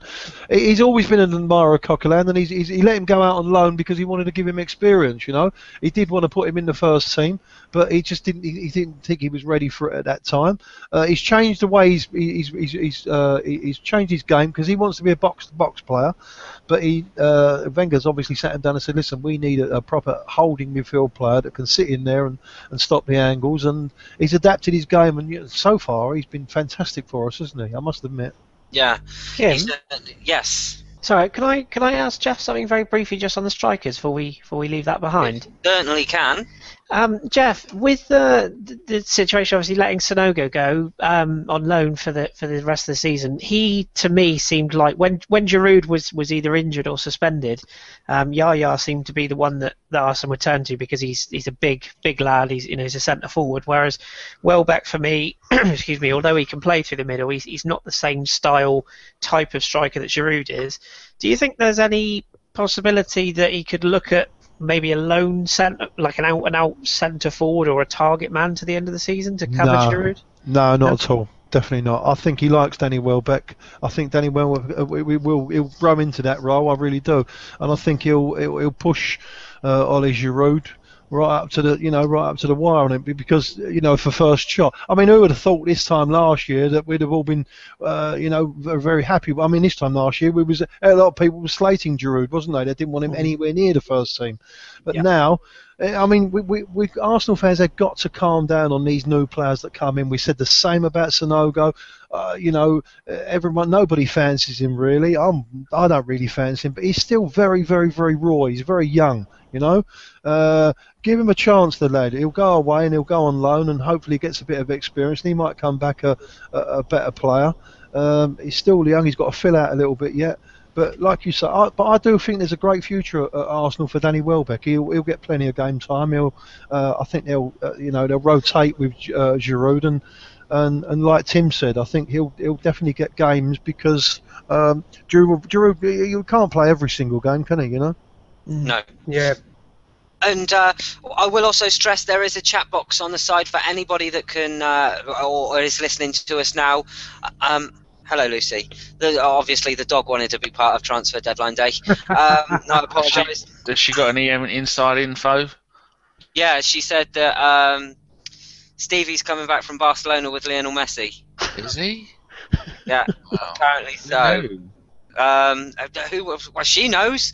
But yes, there is a chat box down the side, so if there's anything you want to ask, just put your questions in there and we will go through them. Got Kris, a couple of bits of information that another Spurs player, that's what we're going to be talking about. Yunus Cavall has been linked with West Ham, according to Chrissy Kamara. And Owen Doyle is leaving Chesterfield for Cardiff for 750 grand. So I don't know if they've asked Jason. Why am I thinking James? I don't even know any people called James. Maybe they got permission from Jason for that because that's his manner. I see. Zlatan Ibrahimovic has just joined us on the chat. Hopefully, maybe he'll be coming to Arsenal. Second time. He doesn't do chats. No, Zlatan doesn't do chats. Second time lucky and all that. But Kris, have we got any further questions? A lot of it, it's just sort of good discussion, really. There's a couple here. I mean, Michael Russell, a friend of the pod, did ask whether Geoff thought. Oh, sorry. Actually, no, it's a good question. If we didn't go for Schneiderlin, who did Geoff think would be a possibility to go for? We've already said it would be a bigger type of player, but do you know any names or anyone you want to drop in? I don't really, mate. To be perfectly honest with you, I wish I could furnish you with something, but no, I do believe that. I do believe that they've got around one or two. Like I said, I think that he's trying to get something a little bit better, a little bit. little bit better than Morgan Schneiderlin, and hopefully that'll happen. You know. Yeah, fair enough. Also, Andy Moore, he said there was no need to bring in anyone in his opinion. We're coming into our stride. The competition for places is heating up, and how many would have said that Nacho would be keeping Gibbs out at this point, which I think is probably a fair point. Only other one that was an interesting one that I picked up on at the moment, Geoff. Do you think Joel Campbell still has a future? That's from Lionel Messi in the chat box with the new contract. Is it just to get his value up, or do you think it's a Coquelin sort of style? I don't know. You know, I mean, we hear Wenger talking him up a little bit, but I'm not sure that he's really what we want for the Premier League. You know, I just think we've got better in them type of positions, haven't we? Mm-hmm. I mean, I like him. He's a good little player. He's tricky, isn't he? Good. He's got plenty of. But he's another one that needs games. You've got to play every single week. Players need 6 or 7 games to really get into the running of it, and then they can crack on. But I don't know. I don't think he's going to get in the team enough. That's the problem. I think he'd be better, as having seen him for Costa Rica and when he was on loan at Betis and at Lorient, he was better when he played through the middle. And I think that's the problem. He's not going to get in ahead of Giroud or Welbeck because that's the problem. Is we've got too many guys ahead of him. Exactly. In the Premier League, he would never be able to play through the middle. Whereas in Spain, if you look at like Giovanni Dos Santos, they play him through the middle. Yeah. You can get away with it in Spain because it's a less physical league. But over here, you know, he's never going to get a game on the wing, and he's never going to get a game through the middle. So, No. yeah. And we've got another question that I've seen from Royal Arsenal. Hello to you. And he wants to know what we think of Nacho Monreal. Danny? I was about to sneeze. Okay, do you want me to come back to you? I can go to Tim. I think Nacho, after his display against Man City, I said he's going to get a bye. I'm never going to moan at him again. He's brilliant against Man City. He was brilliant against Villa yesterday. Did he play yesterday? Of course he did. Yes, he did. Yeah, I thought so. And Gibbs isn't even injured, is he? Nope. I think he's just a little bit prone to injuries. So I never thought I'd see the day where Monreal would overtake Gibbs. But there again, Real Sociedad have been linked to. I think it's Sociedad have been linked to wanting Monreal. And I think maybe Wenger's paying him a little bit more to keep him happy. If you remember, Danny, when we had good old John Cross on the show, and we had John Cross on a couple of weeks after we signed Nacho Monreal, and he said that the day we signed Nacho Monreal, he had a good friend of his who's a journalist. I can't remember who it was, but he had him on the phone, and he said that you have signed one of the best left-backs, not only in Spain, but in the world. And I think at that time, we all sat there and we thought, really? And hopes were high for Monreal, but he's definitely come in. And for me, I think he's a bit of an unsung hero this season. I really do. It's not often that, you know, fullbacks get the credit that they deserve. But he has been consistent for us. And let's not forget, they have played him out of position. And when he's played out of position, he's played there perfectly competently. Tim, what are your thoughts on Nacho Monreal? I think Nacho has played very, very well this season so far. I think he's made a great leap forward in terms of his consistency. I'm pretty sure I mentioned before, either on Twitter or in one of the previous chat boxes, about how inconsistent he used to be. For example, that away match versus City last year, he was kind of complacent for at least 2 of those goals coming in from the right-hand side. I remember him getting absolutely torn to pieces by Jesus Navas and Zabaleta, who were giving him a real hard time. But really, with his move to centre-back, where I don't think anybody fancied him to really be pulling up trees, I think he's done really, really well after that move to centre-back. I think it's given him a lot more all-round defensive awareness for the English game, maybe, which he might have lacked having come in from Spain before, and not really having had too many runs in the team since he joined. He's been here, what now, about 2 years, yeah? I think he arrived January 2013. Yeah, and exactly how many runs in the team did he get over that period of time? When Gibbs was out, he was only missing for maybe 3 or 4 games. It's not really enough time for him to build up much in the way of his confidence going forward into matches. If you're only getting 3 or maybe 4 games in a row to really impress before the number 1 comes back. And I think now that he's gotten a few games, with Gibbs having been more or less in and out of the team this season with injury, he's been able to string together a longer run of performances. So we've been able to see exactly how good he is. Between Gibbs' injury and Koscielny's Kishani's ongoing tendonitis problems, I think it's given him a good run of games. I think he's looked really good. I think he's definitely in my starting 11 for Arsenal at the moment. Yes, Yeah. definitely. I've voiced my opinion on Twitter over the past few months about Monreal. I think he's definitely been our most consistent defender all season. He's another one that comes in for unfair criticism, and I'm glad that people are now just realising what a good player he is. He's a good player, and he's fantastic on the ball. And he'll get better and better each game goes along, and it's really unfair that the criticism that he's had over the course of the time. I mean, there's some said that he shouldn't be nowhere near the team. Well, you've got to remember he was playing out of position at centre half. He'd only played twice there in his career, I think, because of the injuries, and he hadn't done that bad. He wasn't the worst centre half we had at the time. In the games that he played, Mertesacker was far worse than him. Yeah. No, Kim, definitely. I've got Go two on. more questions for Geoff if you want them. Yeah, I can do. I wanted to touch with Geoff on the goalkeeping situation at the moment and Chesney, but we'll go through a couple of questions first, and then we'll hit that, and then I think that pretty much will wrap us up. Okay, cool. It's only two quick ones anyway.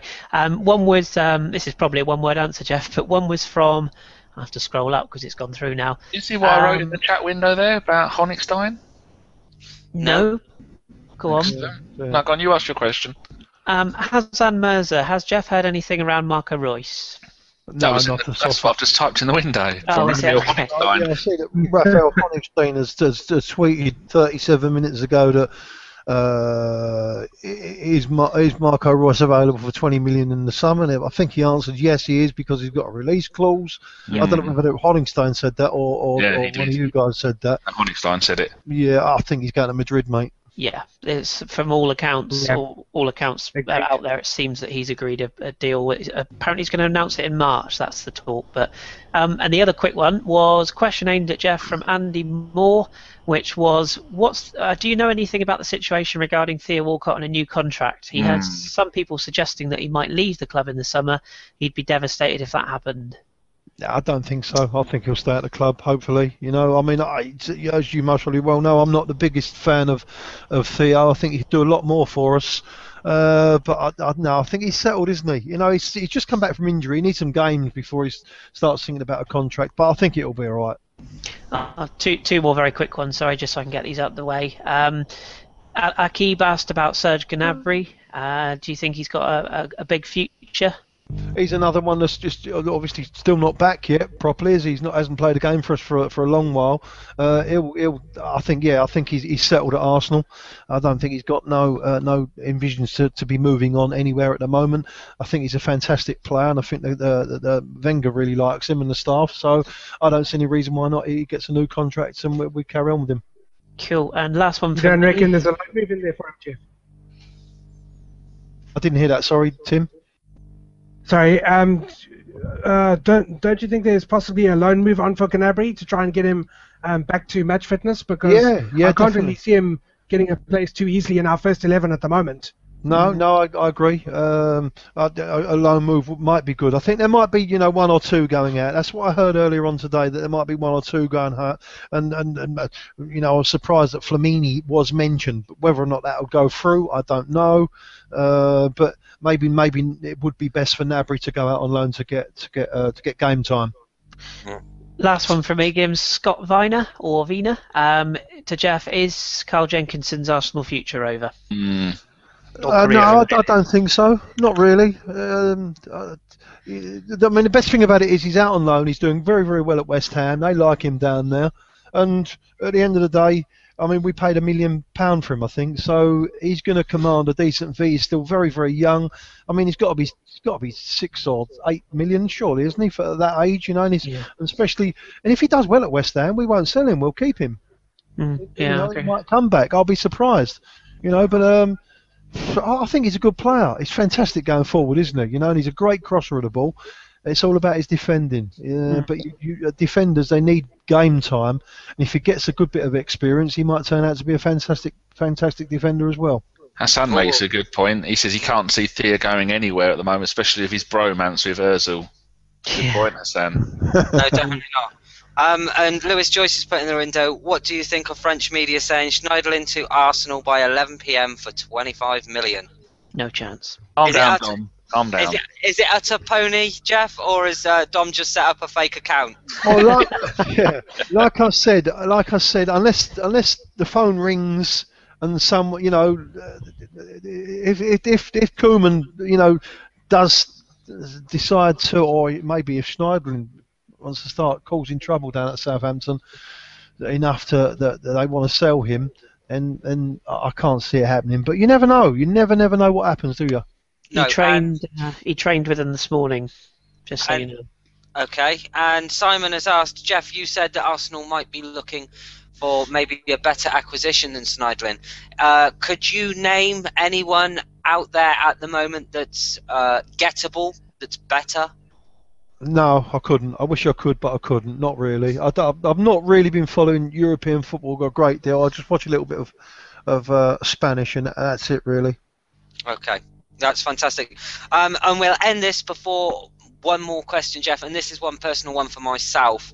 Of course, we've seen Ospina come in the team, and it seems like the fans have absolutely fallen in love with him, with their chants and whatnot. Can you see us dropping him while he's getting clean sheets, and where does it leave the future of Szczesny? Because at the moment, and I said yesterday, for me, he doesn't get a sniff at the moment, Szczesny. Well, you know what? I don't think Ospina's made a mistake yet. I think he's been different class. He looks very, very assured when the ball's coming in. Crosses are coming in. He's very confident when he's coming out to collect the ball. He's good on the ball. His distributions seems decent, and he's very, very confident. And you saw yesterday they had one chance with a header. It was a difficult one. It was quite close to him, but he had to, dive down and stop that header, and he did really, really well. And the main thing is that, Wenger's not going to change a winning team like that, especially when he's playing well. Szczesny has definitely got a future at Arsenal. I still think he's a top goalkeeper, and he'll learn from the experience. Still very young. Definitely. Thank you very much. So all that's left then is to thank Tim, Danny, Kris, Geoff, for joining us. We're back at 4 o'clock, and who have we got with us at 4, Kris? We have got. I'm going to try and Google Hangouts to work. I'm going to try and convince Danny to stay on because he loves it really. We've also got the bearded wonder, Mr. John Welsh, and we've got blogger Jake as well. Okay. And maybe we might be able to drag someone else on. Yeah, buy their balls. Yeah, if we can drag someone else on, that would be fantastic. But stick with us, because as the deadline day unfolds, I'm sure there will be stories. We won't just be covering what we think of Arsenal's transfer deadline day antics. We will be covering everything that goes on. I can probably guarantee that everyone that is on here is sat in front of Sky Sports News now, watching it as I am. So stick with us. We'll be back at 4. Get thinking of questions that you want to ask us. Thank you very, very much for listening. It's been a pleasure, as it always is on deadline day, and we'll see you at 4.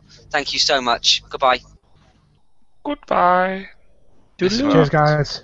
This is where I press stop, isn't it? That's where you press stop. Before Kim says something libelous. Oh no! Press stop, quick!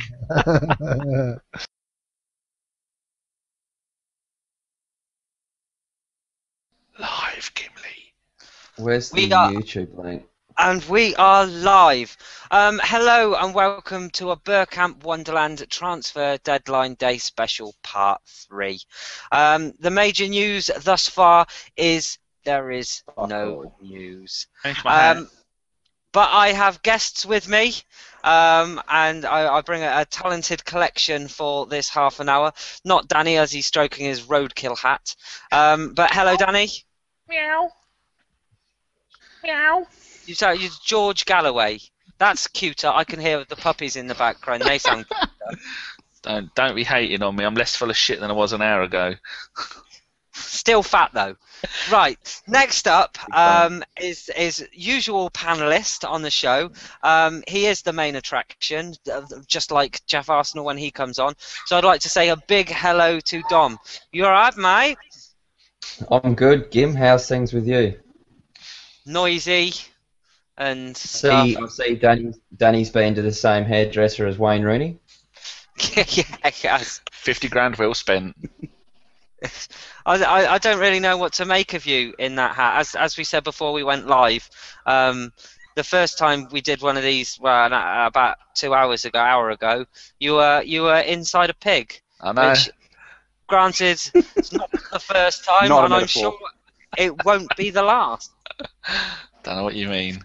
We'll move on to our next guest then, and this next guest is a regular blogger. I'm sure that you've all read his stuff on a Bergkamp Wonderland's website. I'd like to say a big hello to Jake. Hello, Jake.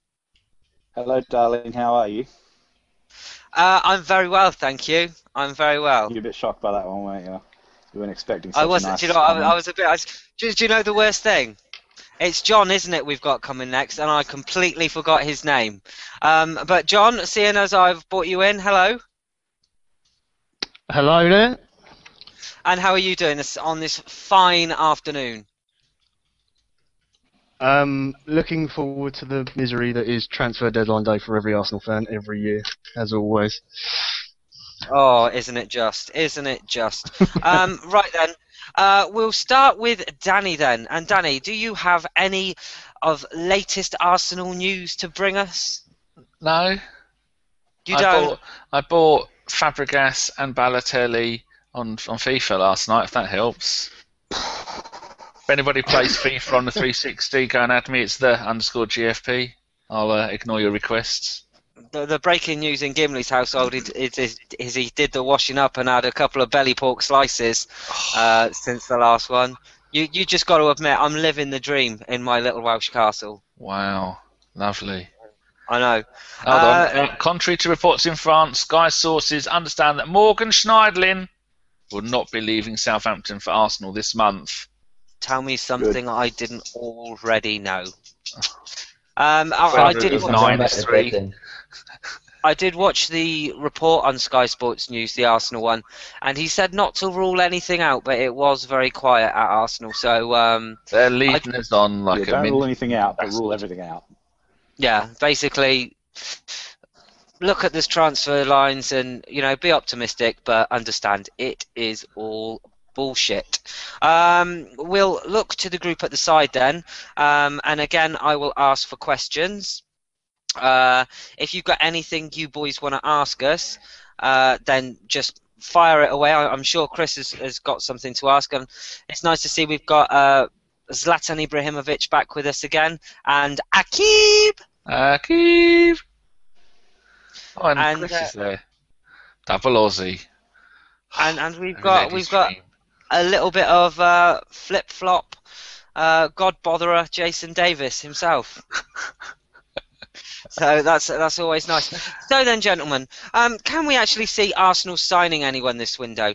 And I will go to Jake first. For me personally, no, I don't think so. I think it took long enough to get Gabriel in. Gabriel, police, don't say that to Danny, he'll get mad. Gabriel took long enough as it is.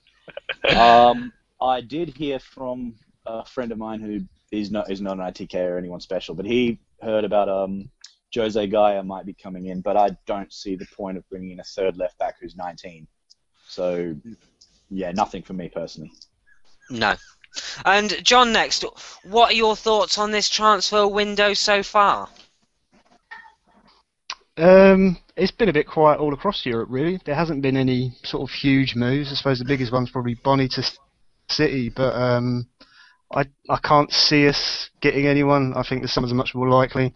And I think a lot of what we do in the summer depends on whether Coquelin signs a new deal, and that'll then show whether we end up getting a midfielder. I'd rather we go out and get another striker.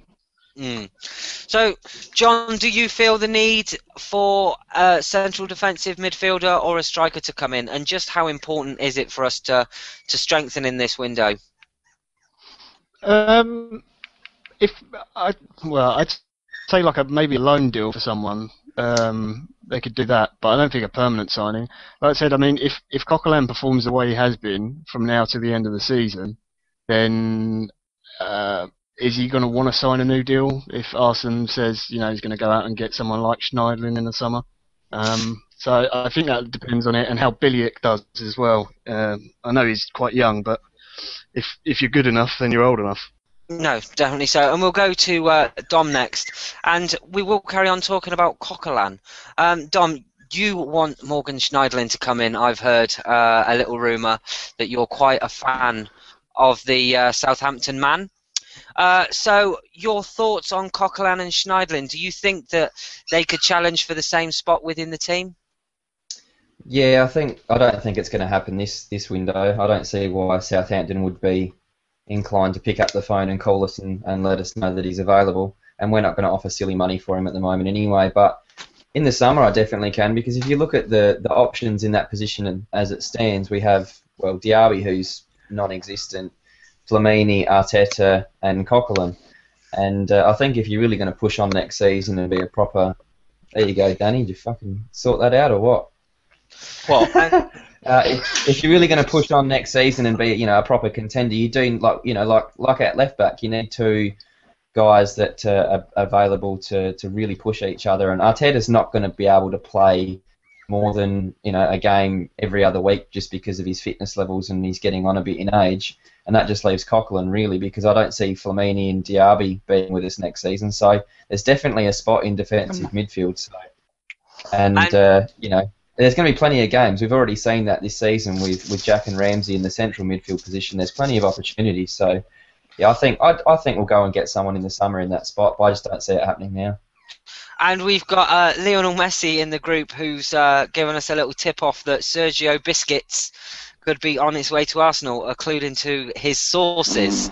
So I wonder who that is. HP and Heinz, probably. Salad cream, that's the only one you need. The rest are all waste of time. That'll be the one if it happens. I'll be all over the salad cream. And Kris dropping the bomb in the group that Monaco are loaning Ocampos to Marseille. So that's good news for Arsenal with the Champions League game coming up. He is one of their better players, and Monaco just can't score for shit. There's a question here for Dom. Go. So this is from Jojo Whack. Dom, will Wilshere be the new Diaby? As far as injuries? Yeah. No. Like Diaby's problem came from when he had a smashed up ankle, and like I've said, it's a little bit different with what he had. He has restricted movement in that joint. Jack's just been a little bit unlucky with certain things when he was younger with stress fractures, which does happen to a lot of younger athletes, and it does take time to get better. He's only young still, and the last injury that he had, people say that he's got glass ankles. I've got ankles that are pretty good, and mine probably would have snapped in half with that challenge. So it wasn't a fact that he has glass ankles. You put anyone's ankle in that position, in that tackle, and you're going to do some damage. So it's not necessarily down to him being injury prone that he got injured last time, and he had a pretty decent run injury free before that. He seemed to be past a lot of those problems that he did have. So he'll be all right. No, hopefully so. Danny, is there anything you wanted to add? No, I think that sums it up. We all hope that Jack will make a speedy recovery and realise he's not Pele and go on to have a glorious Arsenal career. I will say I apologise if you're all hearing puppy noises in the background. They appear to have woken up bang on time for when we're actually doing the podcast. Is Danny hungry? Little Danny hungry? I am. Danny is always hungry. You should see him. Literally, when he's there feeding, he's got an all-white face where obviously he's got the milk over him, and he's got such a spread on him. Seriously, he must be twice as big as the rest of them. He's like a monster. Okay. It's very, very good. Right then. So, is there anybody else this window that we've been linked with that anyone in the group on here thinks that there is a chance we can get? Oh dear, silence. That's terrible. I don't think we actually need anybody this window. I really don't. People have sort of spoken about the striker position, but I was just going to say that. If the striker position was that desperate, I don't see we would be letting Joel Campbell, Lucas Podolski, and Yaya Hassan go out on loan. Who's realistically going to come in the January window that's going to be an improvement on what we've got? That's the big ploy, mate. We're going to go and make a move for Marco Reus. I'm kidding. It would be nice, but Geoff has already said on the last podcast that it's his belief. yeah, that he's pretty much gone to Of Madrid. course not. Well, the reason I of course not. thought that as well, and if you've got Chelsea who were in for him as well, end up getting Cuadrado, they probably inquired and got told no, he's off to Madrid. So then they've gone, okay, well we'll get Cuadrado then. Mm. But And we, you know, probably a little bit of an indicator that you know that's already done. I'd say. And we've got a question here from Tom H, who says, so with Build reporting Schürrle could cost around 50 million, how much is Abramovich giving in kickbacks to clubs for playing exorbitant fees for average Chelsea players? Now, personally, I actually rate Schürrle. I thought he had a reasonably good World Cup. Maybe I don't see what everybody else sees. I don't know. 50 million obviously over the odds, isn't it? 50 million is well over the odds, but I certainly I heard by it was no means 22 call him for an a start. I think the only reason they're selling him is to get the money to buy Cuadrado. But as we said in the first one, I don't really see Cuadrado as an improvement on Schürrle. I really don't. No, I don't think so either. But you know what Mourinho's like. If Mourinho doesn't buy the player, and it's not, you know, if it's not a Mourinho signing, he's just not generally all that interested. So, Cuadrado was good in the World Cup. Signing, you know, he was tricky enough, but I don't see him being the type of player that's going to push back and help out defensively. Which, you know, if you're a Chelsea player, Mourinho likes that kind of thing. And He does Schürrle do that, seems, though. He does do that. I think He does Schürrle back a lot for Fiorentina. But would maybe be. Schürrle does a bit more. I was going to say Schürrle would do it just as much. I think Mourinho's just a fucking idiot and a little bit of a moron. Chelsea play a lot of their football through the middle, and of course you're going to, when you've got Cesc Fabregas in your team, a lot of your, you know, attacking prowess and Costa up front is going to go through the middle. So I mean, Cuadrado, is he really, you know, like a flash in the pan really for them? I don't know. Let's ask John. John, what do you think? I like Cuadrado at the World Cup. He was a good player. But I don't see him. Yeah, like you said, I don't see him tracking back that much. It doesn't fit defensively for the type of player that Mourinho's got. But he's like the whole Schürrle thing. He fits the style, but I think it's just literally like Dom said, because he's not a Mourinho signing. He has his favourites, and that's it. Because he was doing that at I Madrid. think Chelsea made a mistake. They should have kept Kevin De Bruyne and not got Cuadrado, because Kevin De Bruyne has arguably been the best player in the Bundesliga this season, and he absolutely tore Bayern Munich to pieces this weekend. Scored a couple of goals, didn't he? Yeah. Well, there's a couple of examples of it, isn't there? You look at Lukaku at the time, was a much better striker. You know, I'm glad Kris isn't here because he get a little bit angry. But he's a much better striker than what they had at the time, and then Mourinho was just too stubborn to admit that, you know, that he'd made a mistake by putting him out on loan and recalling him. He just can't. He's just too much of an egotistical fuckwit to be able to, you know, do what's probably best for the team. And same thing, you know, it's getting rid of Schürrle to bring in Cuadrado, which isn't really, you know, on paper at least, isn't really that much of a difference or an upgrade. And he was having the same problems at Madrid, wasn't he? Which is one of the reasons why he left, because he was causing so many risks by having Casillas on the bench and playing other people. And so, yeah, it doesn't surprise me. No. And I can confirm that Kris has just put in the chat box that talks between Royce and the Pirates have broken down. Sky Sports News are yet to confirm that on the little yellow bar at the bottom of the screen, but we will await proper confirmation from that. And we'll move on then, and it appears like a lot of you want to chat about Wojciech Szczesny and his position at Arsenal Football Club. And who should we go through for this? I'll go to Jake. Jake, Szczesny, do you think he deserves to be number one at Arsenal, or with Ospina picking up clean sheets with every game that passes and not doing an awful lot wrong, do you think Ospina deserves to play more? I'm going to have to ask you to start that question again. I just dropped out and came back in. I got most of it. Could you do that again for me? Sorry. Yeah, that's not a problem at all. Basically, the question was, a lot of people are saying that Szczesny should maybe be in the first team, but surely you can't drop Ospina while he's picking up clean sheets left, right, and centre, can you? No, got to stick with the form keeper for me. We brought Ospina in. He's 25. You've got to give him his chance because. No, if he's 33 and he came in, you can understand leaving him on the bench more so and letting Szczesny deal with his clear psychological issues. I'm not going to be the biggest Szczesny advocate you're going to meet. I think he's occasionally really weak with the one-on-ones. He concedes more than he saves. I mean, a lot of keepers do, but I've obviously been personally feeling that we should have gone for a stronger goalkeeper for a while, and Ospina's doing really good at the moment. I think that save last night was the one down low. That was for me. I said it on the radio show. I said if that was Szczesny, that was a definite goal.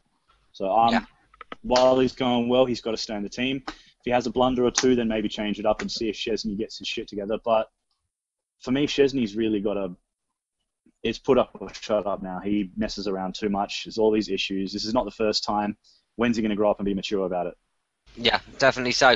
I think, Danny, if you look at him in games against Aston Villa and Man City where he sat on the bench and he did have such a face on him, it does his cause no favours, does it? Face like a smacked ass.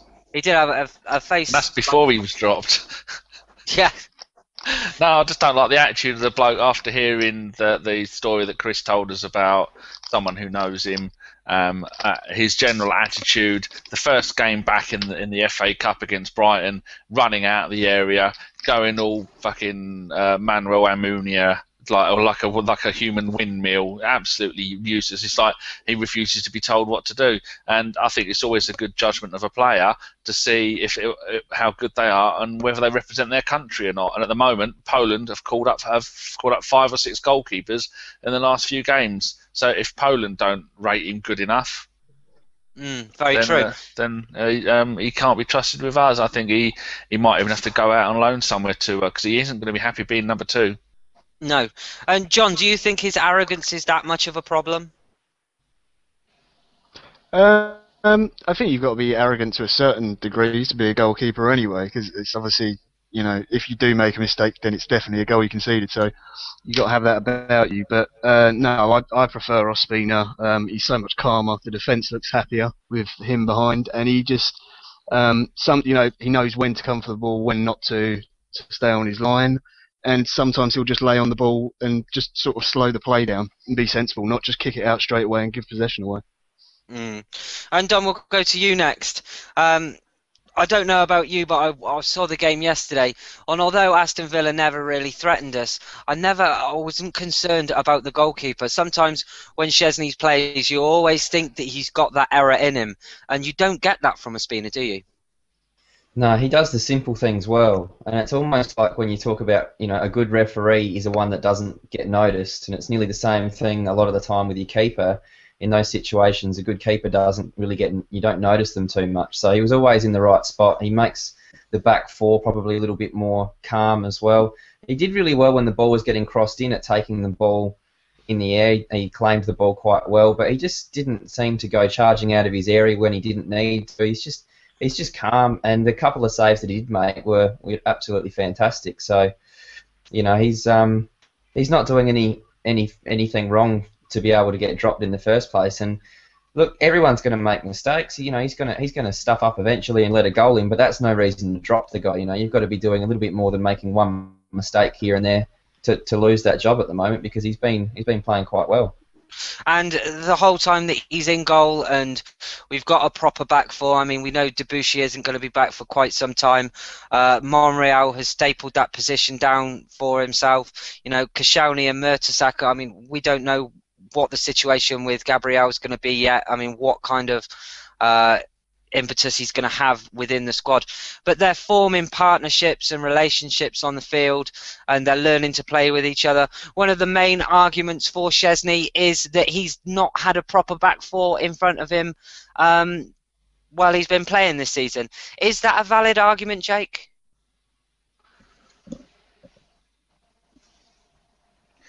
Could you go with that again? Sorry, I'm having a real bad internet day. It's raining here. Oh, that's Sorry, okay.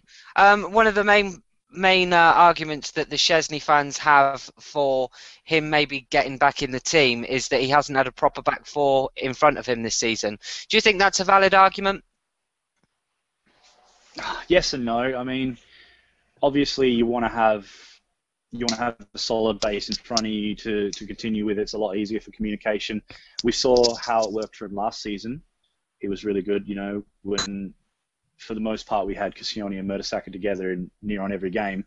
So it's give and take a bit, like, I don't know. But this season he just seems to, I think it's gotten to his head a bit that, they let Fabianski go. This is my house now. I think he's dropped his head a little bit and dropped his game with it. So, like I said, yeah, it's give and take for me. And another position that I can see mentioned in the group, and there's all day long we've talked about Schneiderlin on this podcast, but one of the players that hasn't really got a mention about joining us is Sami Khedira. There's a lot of talk around him being a free agent in the summer. Of course, last summer we were heavily linked with him until the very last day of the window. What's everybody's thoughts on him? Sami Khedira, is he a possible for the summer on a free? I think with his injury problems and the amount of money he wanted to come to us when his agent in the summer, it was like we kind of agreed a deal allegedly, and then that deal went off because they went, oh no, we want more money. So Real Madrid wanted more money, and then his agent wanted more money, and then if he's going to be on a free, he's going to be wanting even more money. He's going to be wanting at least 200 grand a week. I don't rate him that much. I mean, he's a decent defensive midfielder, but he looks like the kind of bloke who'll always be looking to make a move somewhere else to make more money. I don't think he'll be happy over here. No. As always, keep putting your questions in the chat box to the side. We've got about 10 minutes left, so we've got plenty of time to answer your questions. Just fire them at us and we will read them out. I'd like to know everybody else's thoughts on Sami Khedira. Dom, I know you are a massive fan of Schneiderlin, as we've already pointed out, but Sami Khedira on a free, is that too good to pass up, or is it just pissing money down the drain? To be honest, I'm not really convinced by him. I'm not saying he's not a good player, but just to give people an insight, the reason I do like Schneiderlin so much is because of the way that we play and the demands of that position in an Arsenal side. I don't think Khedira is up to it. I don't think he's the right athlete. I don't think he's got the speed to cover back, which is why Coquelin's been so good, because he actually covers the space that Flamini points at, and that's a massive big thing to be able to get around the pitch and actually, make an impact, especially when you're running back towards your own goal. And Khedira can't do that. Schneiderlin can. So just looking at our team and the way that we set up and the way that we play and the way that teams attack us, I just look at Schneiderlin and think that's what I would have loved to have been on with Geoff earlier. Not because I want to ask him who we're going to sign or who, but I just generally because he says I think we're going to be looking at someone better.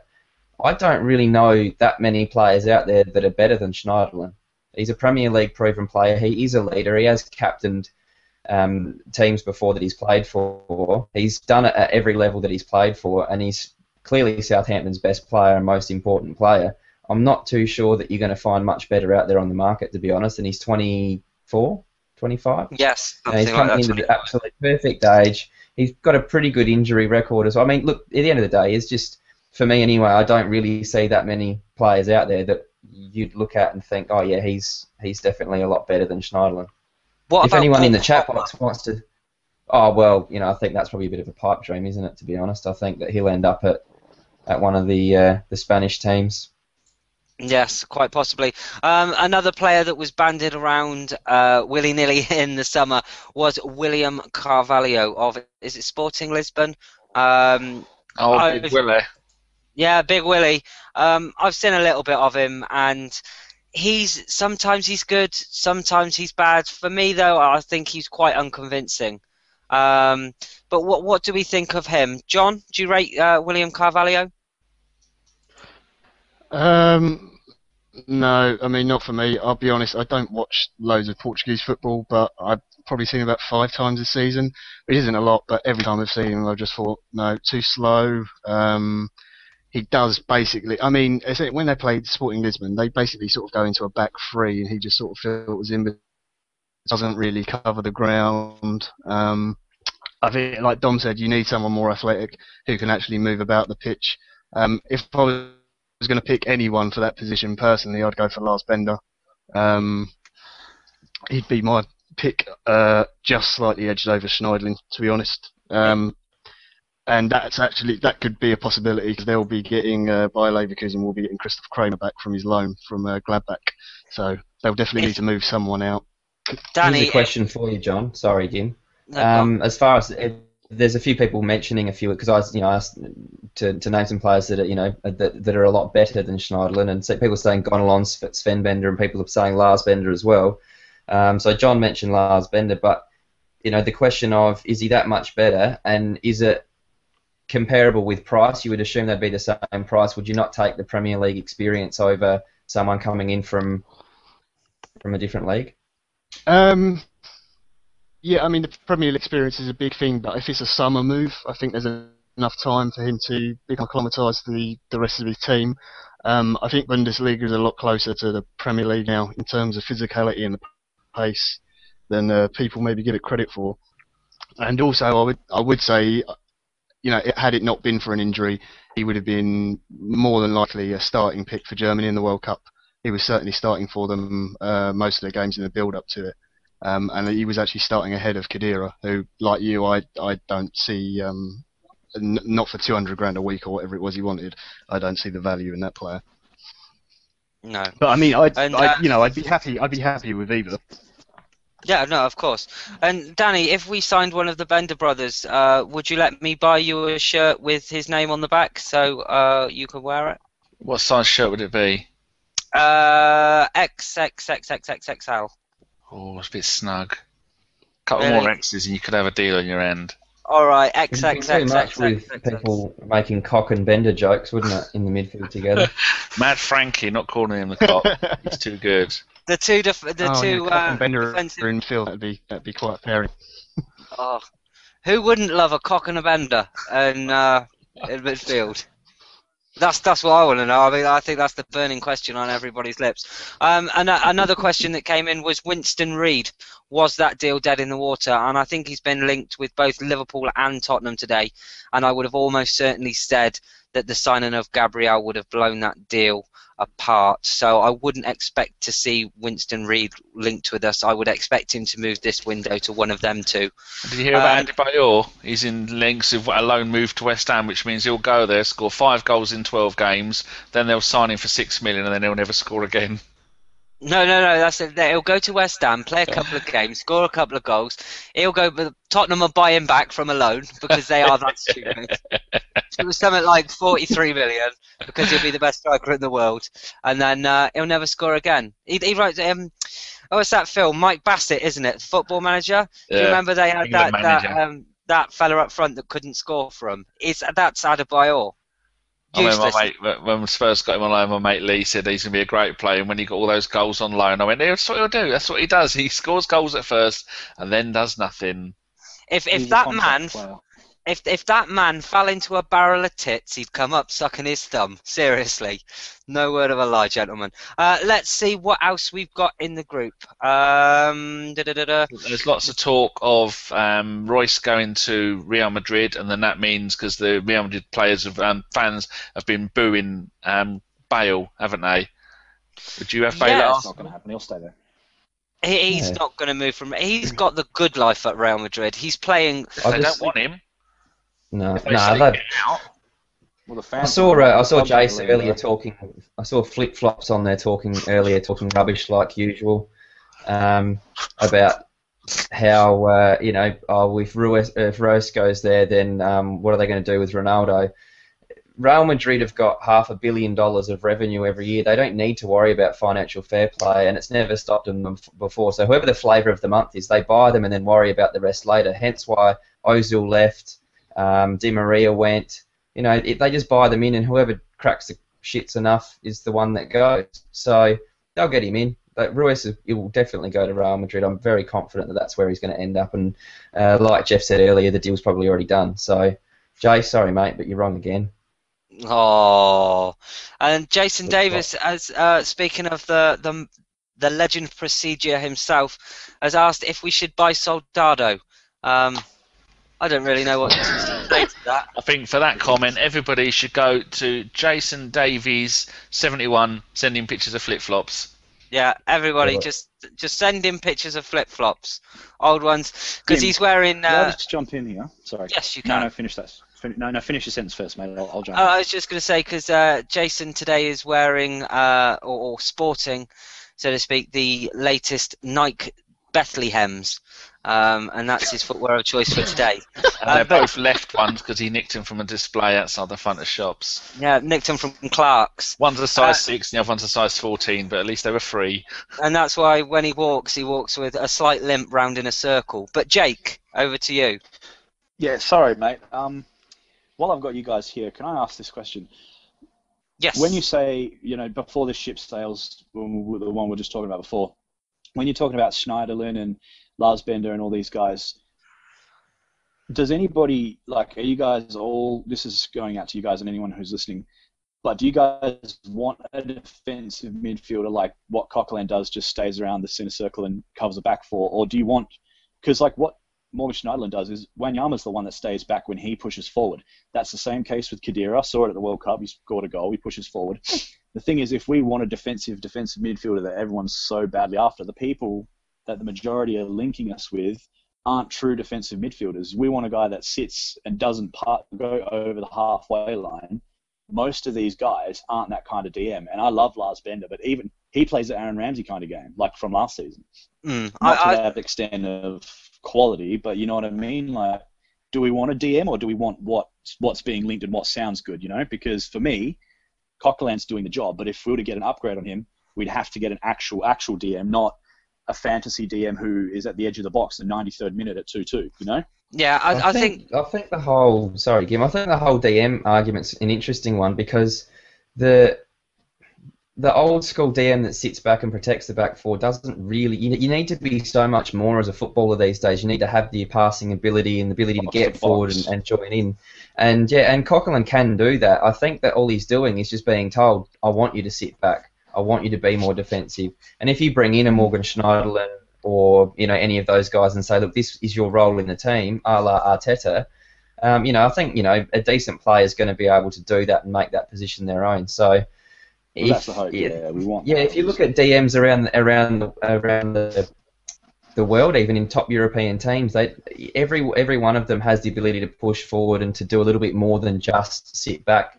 So I don't think it spells the end of Coquelin. He's it's going to sound harsh on the kid, but he's only played 5 or 6 games where he's been in some good form, which is fantastic, and long may it continue.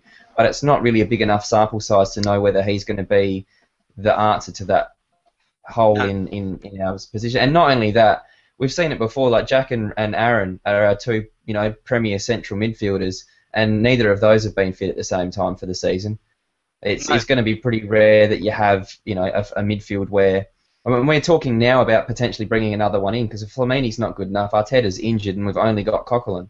So if he gets injured, then we're a bit stuffed again. So I think there is a massive need for a position there. And if you get somebody that has the ability to either sit back and or join in attacks, you can play that more defensive game, which we did against Manchester City, and you could have 2 holding midfielders there. And when you're at home, you could potentially put a Jack or an Aaron in midfield and have a little bit more of an attacking game going. So it just allows a few more options, I think.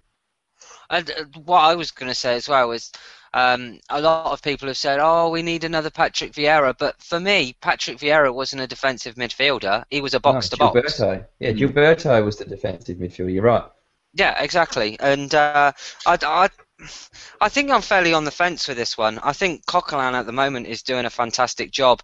You can see from yesterday's game, when he needs to clatter someone, he can clatter someone. And I think that's what we've missed. Someone to go, look, you're not going to bully us. And someone that stands there, can take a hit and can give a hit. Danny, you've been very quiet. What's your thoughts on this? I thought Sarshan should concentrate more when she's playing GTA 5 because she keeps getting shot. All right. Someone's put in here, they reckon Spina's hair is very underrated. That made me laugh. Yeah, I would keep Lecoq. I think he's only going to become better and better. And I think with Flamini there teaching him, because you see on the pitch that Flamini is really helping Koch out a lot. And with Arteta out for the season, I would say, well, we're not going to buy make a massive big purchase of someone like Schneiderlin at the moment. Whatever we do with a player like that, it's going to be in the summer. If we sign anyone today, it's probably going to be a loan, if that. And then I'm quite happy to see Coquelin and Flamini in the midfield, one learning from the other. No, that's a more than fair analysis of it, I think. Thank you very much. That's why I'm here. Danny's usually happy with a cock in the middle. Easy, Tiger. Mad Frankie. Oh, he had a pig on his head and a cock in the middle. Oh, dear. Jesus. Thank you very much, Chris, who said, bang on, Gim and Dom. Kyle Walker, Flamini must leave in the summer, if only to free up some space. John, do you agree?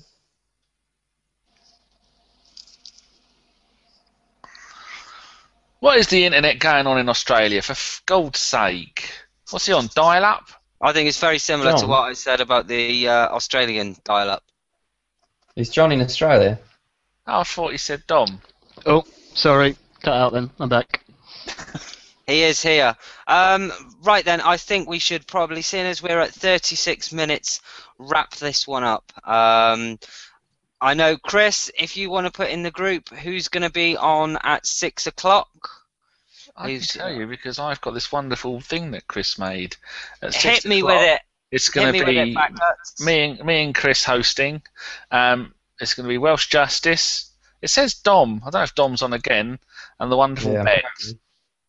And maybe anyone else that we can find who can bother to talk about nothing for 45 minutes. Try and be upbeat about no information. But might even go into about the fake moon landing. Try and keep things going. I have to go. I've seen a question. Go on, let's do it quick. It's from Shannon about how long does a minor hamstring strain take to recover? Sanchez fit for Spurs? ? Completely depends. I mean, sometimes when they say, oh, he's got a bit of a hamstring niggle, it could just be that it's just an excuse to give him a rest. It could be an actual bit of an issue. If it is a proper little strain that he's got, that's going to confuse all the fitness experts on Twitter because he actually had rest and, apparently Arsenal was going to run him into the ground, then he rested him, and then he picked up a strain by playing 15 minutes. So, look, I would say that it'll be a bit of a stretch to get to the North London game. If he's had a late fitness test for the game just gone, yeah, look, it's going to be dicey. If he is available, don't be surprised if he starts on the bench, perhaps, especially with the team doing so well against Villa and having him as an impact sub, perhaps. And same with Oxlade-Chamberlain. He's got what I would think would be osteitis pubis. A lot of young athletes get that. It's an inflammation in the groin, similar to what Koscielny's got in his Achilles, but just in the tendons in your groin. And that's exactly the same from where if he keeps running, it just doesn't get any better, and it will actually sort of get worse. And the only way to treat that is to rest completely. But unfortunately, the longer you rest, the more you lose conditioning. So then he's got to try to get back to match fitness again if he rests for too long. So it's a bit of a juggling act with both of those players at the moment. So that's probably why we'll see Oxlade-Chamberlain in and out a little bit, depending on how he pulls up. But the Sanchez one, I still think he'll be a bit of a stretch to make the North London game. Let's just hope the Sanchez one's not like Rosicki's one back in the day. Oh God. No, I think he'll be okay. Hopefully. No, let's hope so. Right then, that's where we will wrap it up for this. So that has been a Bergkamp Wonderland transfer deadline day special part 3. Join us at 6 o'clock where we already have the lineups in place of Danny and Chris hosting, and Dom and Flip Flop and Bex. So thank you very much, boys, for joining us. It's been an absolute pleasure, and we will see you all at 6 o'clock, and I will see you at 8. Thank you so much for listening. Bye-bye. Bye-bye. Bye.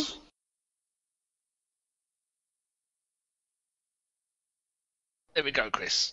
Cool. We're not actually live yet, are we? So I've got a couple of seconds. No, I said there we go, Chris. We're live. Live. Oh. Up top right hand corner says live. Oh, okay, live. Okay, so evening everybody. Back again. Check with the rep flute. Let's begin. I'm here with Danny, le GFP. Hello, Danny. Bonjour, le lover, le frogs. Oui. I'm also That's here. your FIFA team called Le Frogs. It is indeed. Le Frogs with a Z, should I? Not being mean about our French brothers and sisters. No, absolutely. We're also joined by the lovely Dom, doing a bit of double duty. All right, Dom? I'm doing the double. Doing the double. Double. So Carol has done the double, and has come from the lane of one fuck all again. Thank Tom you. Campbell has won the double, and then they asked us over the tannoy to stop singing it, so we sang it louder. Fuck you. Right, we've also got another man lurking in the corner there. It's Mr. Philippe Philop. Right, Jace. Oh, he's gone quiet now. Jace. I just thought I'd embarrass you by giving you a bit of silence. Ah, that's fine. If you tilt the camera up a little bit higher, Jace, we won't be able to see your face. That'd be perfect. You can go fuck yourself. Jace, can you turn your microphone up and put it on mute, please? Hey, Dom. Sorry, I'm not dressed to go to the gay bar. The gay bar. Oh, I love Shots that. fired. Hey, who's the one that's been holding hands walking down the beach earlier today talking about Got a that? point. Would be you. He's got a point. Right. Hey, it's not my problem. Enough of this tomfoolery. I'm going to get you two on each other in a minute. But right, Ooh, Danny, man action. Danny, we'll start with you. Nice. It's been a busy, jam-packed day of nothing. So if I had to list all the stuff that we've done, it'd be nothing. It would be. Well, there's been a little bit. Our very own Geoff Arsenal reported on this earlier on in the day, talking about Mathieu Flamini possibly going out on loan, which is kind of ironic when you think about it, seeing as that Coquelin was sent on loan, has come back and now stolen his place, so he'll be off on loan himself, which is rather funny. But the talk is that he's might be going to Fulham. Have you got any views on that? Yeah, could do. Might not Brilliant, do. thanks. Dom. What's this I'm reading that Tim Cahill has left the New York Red Bulls? Yeah, he's moved on. Yeah, he's gone. Where's he gone? Well, he's a free agent. Thierry. Oh, Thierry. I've got the telly muted, and it's I'm just watching Thierry and the woman who's hosting. Is it Kirsty something? The one in the red dress. Oh, she's no, the one sitting down. She's a delight. I had to put a cushion over my groin when I saw the woman in the red dress. She knows her stuff. Anyway, Don, what's your thoughts on this Flamini potential Fulham loan? I'm not too keen on it, to be honest. I think if he does go and something happens to Coquelin, we're left with not a whole lot. So yeah, I mean, no, Bielik or whatever you pronounce his name, only 17-year-old kid, and he needs to spend a little bit of time in the gym before he's going to be ready for the rigours of the Premier League. So I'm not sure that the whole Flamini on loan makes a whole lot of sense with Arteta being out for as long as he is, and there's no guarantees he's going to come back and be able to do anything for the rest of the season anyway. So But I'm Gabriel not sure where that one's come from. Gabriel can play left back, centre back, right back, and defensive midfield. So someone tweeted me, so maybe that might have something to do with it. But no, I don't think he should do. But they've only seen him for 2 days, haven't they? You know. Callum Chambers is the other one. I mean, I'm not fond of him as a DM person. I don't think that's him at all. But maybe the manager thinks, or also we don't know. Like Dom said, Bielik, we don't know how he's performing in training. Maybe the manager thinks, sod it, we'll put him in. I mean, Fabregas wasn't particularly stocky when he first came in, so. Jace, what about the idea that maybe a fit Jack Wilshere, or he's back in training? What about the idea of him coming in and maybe playing that DM role, if like the England role? What about that? Is that something you'd maybe look at? I like that. I like the idea of that. I've always been a fan of him playing a deeper role. He's got the vision to push the team up the park and to keep pressure on other teams. But I just can't see Flamini going anywhere. Wilshere's not back from injury yet. If anything does happen to Coquelin, we really are in a desperate position then. So I can't see that at all. I just think it's an absolute non-starter. Yeah, no, I understand. Danny, if the rumours, like I kind of with Jace on this, I can't see it happening, but Geoff has spoken, and it's being reported, so there's a possibility.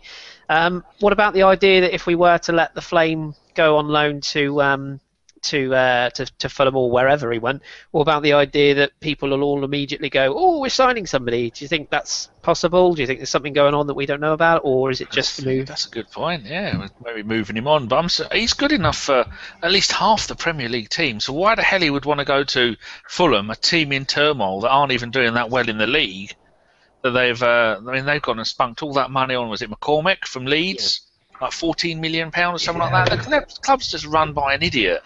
He should have nothing. The only good thing about him being at Fulham is he's just down the road, and then he's not going there for fitness. He's not going there for any other reason. His contract expires in the summer, and the Arsenal have a 1-year option to extend it, which by the looks of it, they might not do. But you say why go to Fulham? Maybe it's not his choice. Maybe that is the club that are in for him. Yeah, No, I mean, I was just going to say maybe Arsenal's turned around and said you're either on the bench and you're not playing at all because I want to play other people before you, even if it is Bielik, saying look, he's now ahead of you. When Arteta back, he's ahead of you as well. So your option is to stay here and do nothing, or to get game time somewhere else. Sorry, I don't buy any of this. I don't buy. Bielik 17. How many times he played for Legia Warsaw? Well, three times. Yeah, but they're not going to put him into the Premier League after 3 performances at Legia Warsaw. I just think this is just a rumour that's gone round. Jace, I think you're right. I'll just play devil's advocate on that just briefly. I think you're right for the record, but That's at Fulham. They got Scotty Parker there. they have. But just saying about Bielik and not playing, I will bet you a friendly little bet that he will be in the team at least once or twice before the end of the season. Oh, I have no doubt of that. Okay, but when we said this before on the podcast a couple of weeks ago, he was going into the first team squad. They see something in him, but they're not going to chuck. If we've got Man United away, they're not putting him in the first team squad. Yeah. Oh no, I agree. Yeah, and maybe a home game against somebody shit basically is where I'm thinking. But yeah. I've no doubt that he will play before the end of the season. Okay, but again, you can't. He's a 17-year-old kid. You can't trust him. If Cochran goes down injured and Flamley's up and low, there's no way it's going to happen. It would be unfair in the poor bugger. And the one thing Arsene Wenger does very well is he brings through the kids nicely. Yeah, that's a fair comment. I think we have to, Dom, I'll come to you actually on this one. Jace, they come over you, mate. Better hide.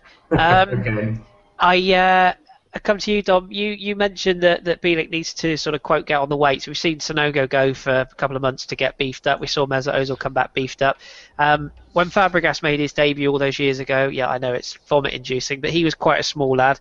Do you think that do you think the game's changed even since 2004? Do you think it's changed that much that like you say, Bielik would need to be a bit more beefy? And how long a process could that take? I think he definitely needs to. I think look at someone like, the position as well is quite different. That defensive midfield position, which is where he would play, is a lot more physically demanding, throwing your body around than what the attacking midfield role is that what Cesc played. So straight away that Cesc could get away with being a little bit more lightly built because he was more of a creative player. He wasn't having to be a physical player. The process, look, the thing with trying to put on muscle is that you can't really do any cardio work whilst you're doing it. It's a catch-22. You either get really fit or you stop your cardio training to put on muscle because it's really difficult to do both at once. So hence why if Mesut was out and he wasn't able to really do too much running because he had a buggered knee, he was able to sit there and smash a bunch of weights and put on a little bit of size and then worry about the cardio training once his knee was a bit better.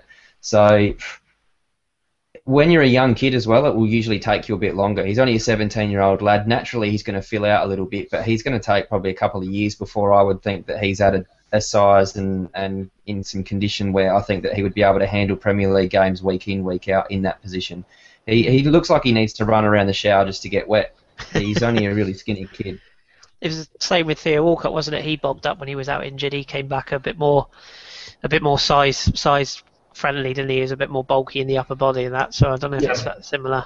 Sorry, but combined with that, when Fabregas came into the team, Fabregas came into a title-winning team. Okay, the best team in the land. And he was around people like Vieira and those types of guys as well, so he had a lot more protection. Very, very different situation to the one that we're in now. We're just coming out of a poor bit of form. We're hitting form now. We're 5 wins on the bounce. It's too much to ask a 17-year-old to do. Yeah, I agree. A question for you, Danny, a light-hearted question, and then I'll go back to the serious stuff. Jason Schrader asks, friend and member of the pod, if there was a transfer window for podcasts from ABW, who would be deemed deadwood and moved to a shitty Russian side? I'll probably. Go on, throw us under the bus. I think Raj would like that. He'd pay good money to go out there. It'd be Raj or Andrew, those boys that like to live the extravagant lifestyle, and with my Russian hat, I think I'd go with them. Fair enough. How So about there it is. Fabregas? You heard the news about him? Yeah, Um, headbutting a bus or something. he, in his Aston Martin Vanquish in my very hometown of Putney, he cut in front of the number 93 bus, which I am very familiar with. I was on there in 1973, and then he cut in front, got out of it, and punched the window of the bus. What a bell end. Well, there you go. Punched the window of the bus. He punched it. A What a double-decker shame the bus. bus driver didn't just accelerate at it. Perhaps the bus driver was a gooner. Maybe. Just Well, putting it apparently out he's there. been caught on camera. I don't know if it says he gets out. I don't know how you'd punch the window of the bus without getting out. But yeah, Let's be honest. He's got a massive case of the dickheads. Hmm. Okay, you can see how Dickheaditis. he's got a massive case of the dickheads. I wish it not too much ill, but I wish him sprained ankles and car problems. So that's just Itchy bum disease. Anyone else got any ideas of who would be fucked off to Russia without a mud's lot? I go.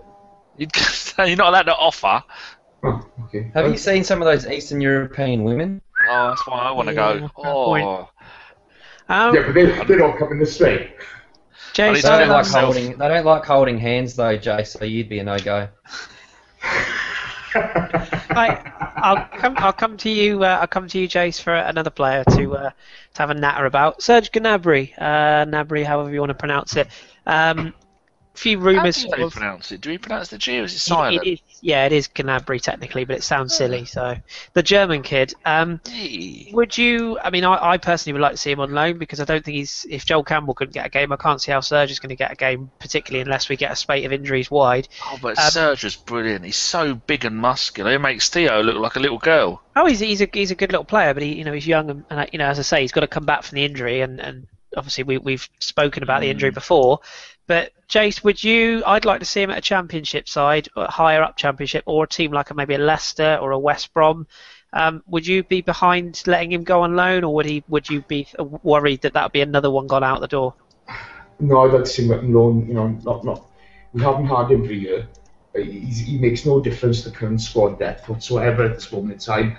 I prefer to see him go out to Spain, somewhere like that, where it's I not. think Germany's more likely. Yeah. Whatever, but where it's not quite as physical, if you know what I mean. If you look at the Spanish league, it's not quite as physical as over here or Germany or France. So a bit of warm weather, help him get it back into his football. It wouldn't do him any harm out there. That would be my preference. But we don't really know what injury he's had. No. This is the problem. It's just said knee problem. Okay. Yeah. So we don't know what the injury is. He's going to take his time to come back. He needs football. Spain for me is perfect. Yeah, I can see the rationale behind that. Somebody else has just put actually in the group. Where is it? Joe Norby, afternoon Joe, or evening I should say. Gnabry to Everton on loan. I would be worried if he went somewhere like Everton because I think Roberto Martinez had Rio Miyachi when he was at Wigan, and granted he got injured, but he hardly played. So I'm not sure about that one. Dom, I'll come to you. You get the best question of the lot. Can you see anything? Can I just give you can I give you my thoughts on the Gnabry thing just quickly? Yeah. Go for it. Yeah. I'd say no because you don't know how bad Oxlade-Chamberlain's osteitis pubis is. So you've just gotten rid of Campbell. He's got inflammation. Yeah, he's got inflammation of the groin, similar to what Koscielny's got in his Achilles, but he's got it in his groin. So it's one of those things where he could play and then it'll flare up and then he's not able to train and it's just on and off and he might need 3 weeks off and then that means 3 weeks of zero running basically. And then if it calms down, then he's got to get his match fitness back. But while he gets his match fitness back, it could flare up again. So he's a bit of a dicey one for the rest of the season.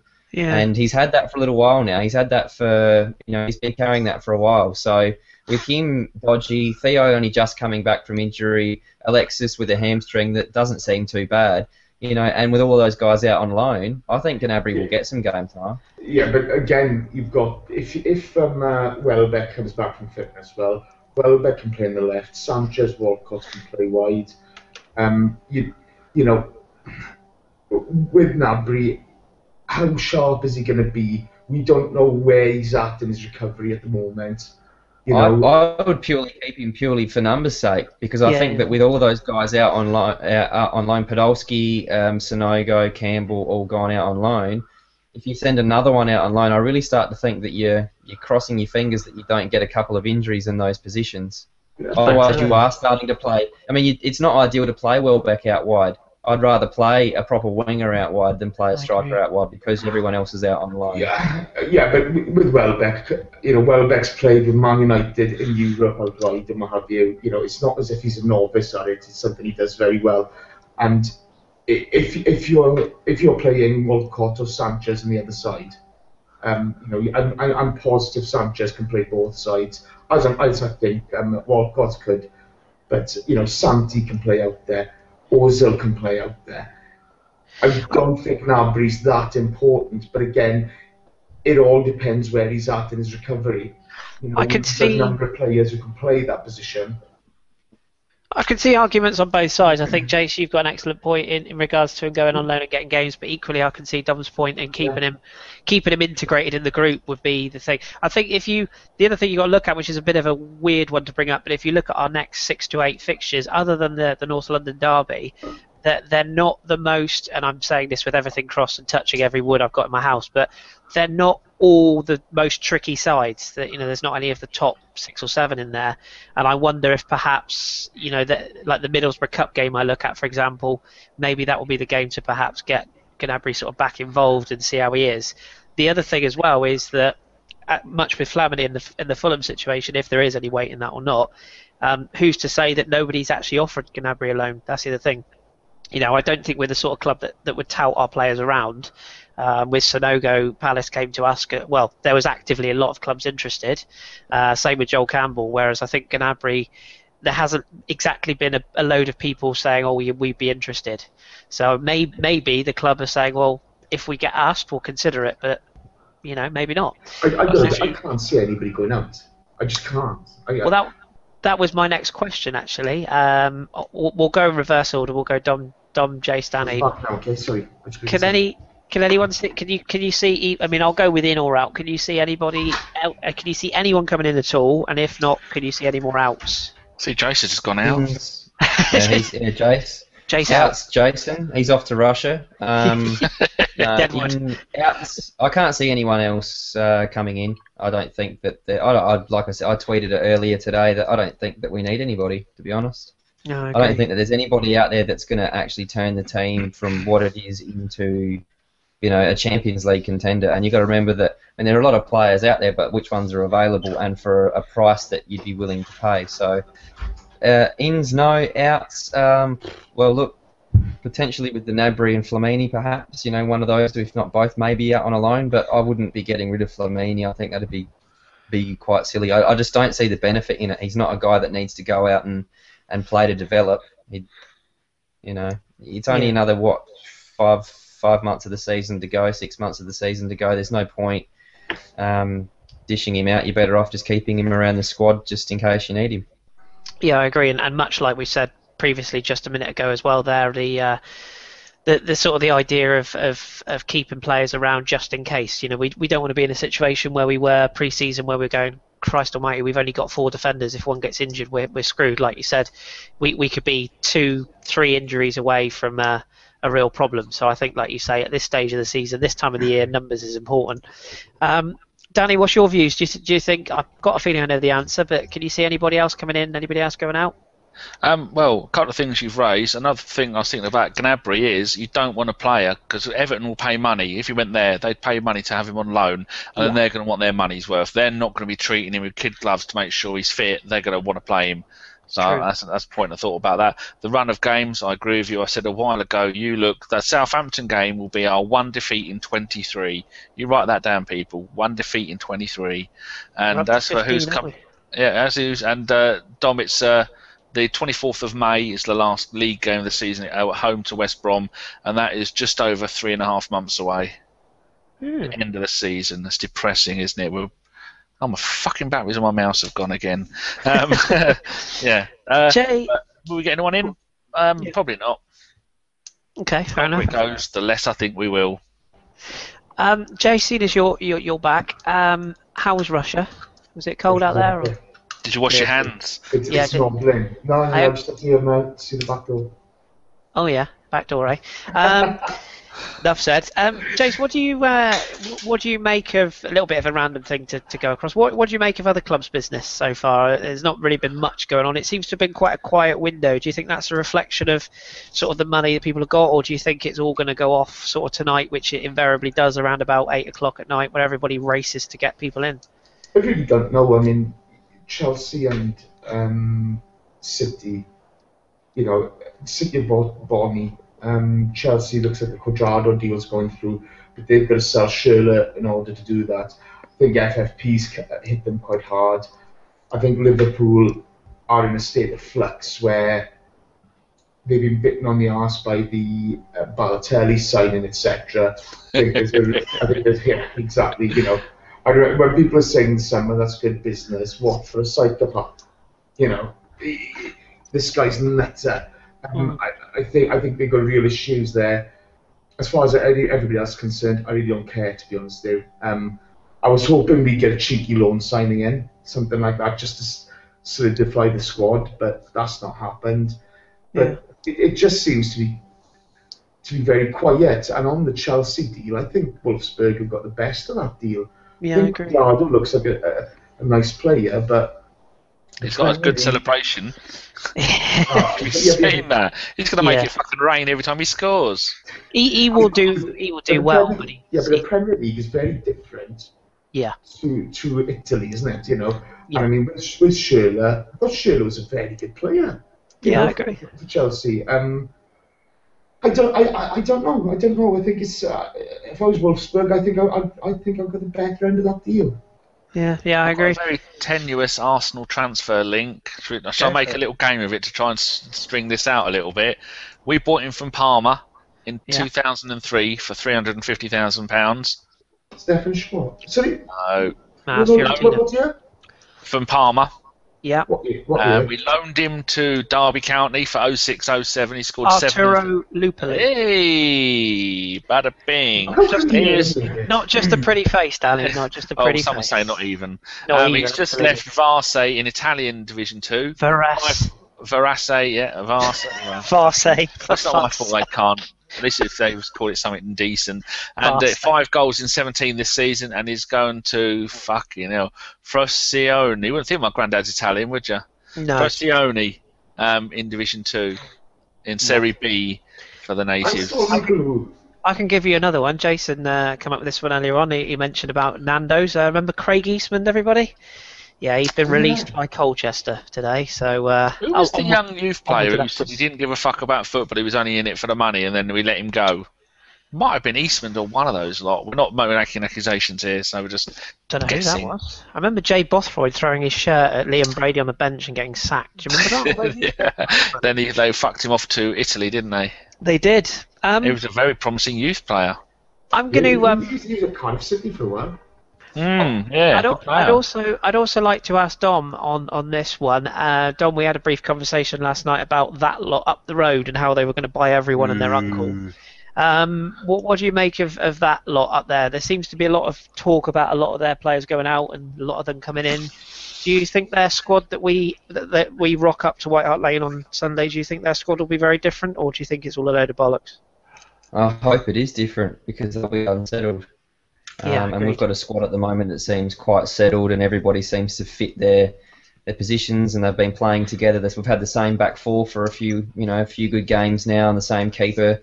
And if you go up there, and it's the same. Remember the other season we went there and beat them early on in the season. They got 7 or 8 new players in, and it just didn't actually click for them. So I hope that there is a bit of movement in and out, because it doesn't sound like they're getting anybody in that's going to make them instantly, title contenders anyway. It sort of seems, a bit of a much for a muchness.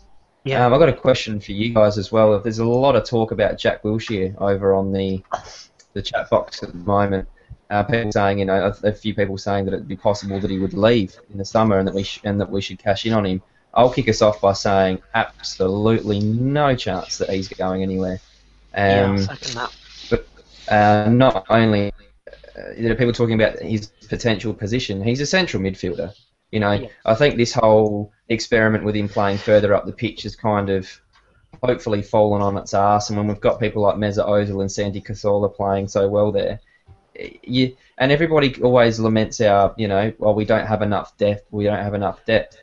You need two good players in every position. We've got Kieran Gibbs and Monreal fighting out at left back. Hopefully, if Debussy was here, we'd have Bellerin and Debussy at right back. In the centre of the pitch, in that central midfield role, the box-to-box role, we do have Ramsey and Wilshere. There's been periods of the season when he is fit and playing well that Wilshere has been really, really good. I think we're so quick to say, oh, well, he's had a couple of bad games, therefore, let's get rid of him, let's cash in, or well, let's try him at defensive midfield. Is there a spot there for him? But there's plenty of game time for him to play the position that he's best in, which is in the centre of the park. We don't need to try to convert him to a defensive midfielder to get the best out of him. He's quite capable of that. I mean, he turns defence into attack really, really well. It's when he gets too far up the pitch that I think that he starts having issues. So, you've got to keep the guy. He's a talented boy. He just needs to get his head in the right spot. And what is he, 22? 22-year-old kid? 23. Yeah. He's a young lad. He's the same age as Coquelin. Yeah. Yeah, I think he's played how many games for us already? I mean, I think that the whole, you get rid of him and then where's your depth? If Ramsey's out, then who's playing central midfield? Yeah, he's 23, you're right. Yeah, but again, okay, it's the sensationalism of the fact that he gets injured and so forth. He's a very good footballer. His best years are to come. Hopefully, he can find that form and focus that he needs to develop. People kind of forget that game when he ran the game against Barcelona. He was laying a deeper role then, and he just kept it so simple.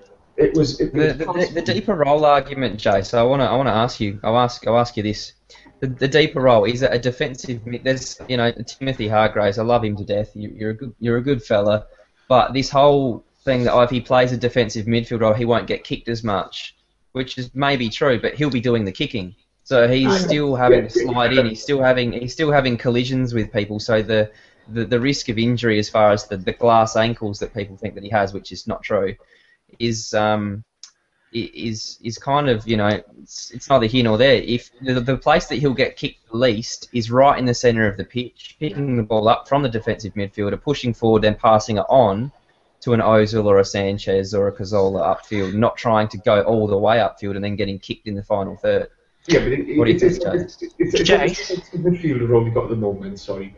If you look at Coquelin is just patrolling the third of the pitch in front of the back four and just behind Santi and Javier. And he's so disciplined in the way he's moving, okay? He's pushing up to be that a pivot man for when the ball's coming back, etc., to be the extra man and so forth. And he's letting Ramsey do all the driving. Chase, just before you go on, sorry, I've got to leave.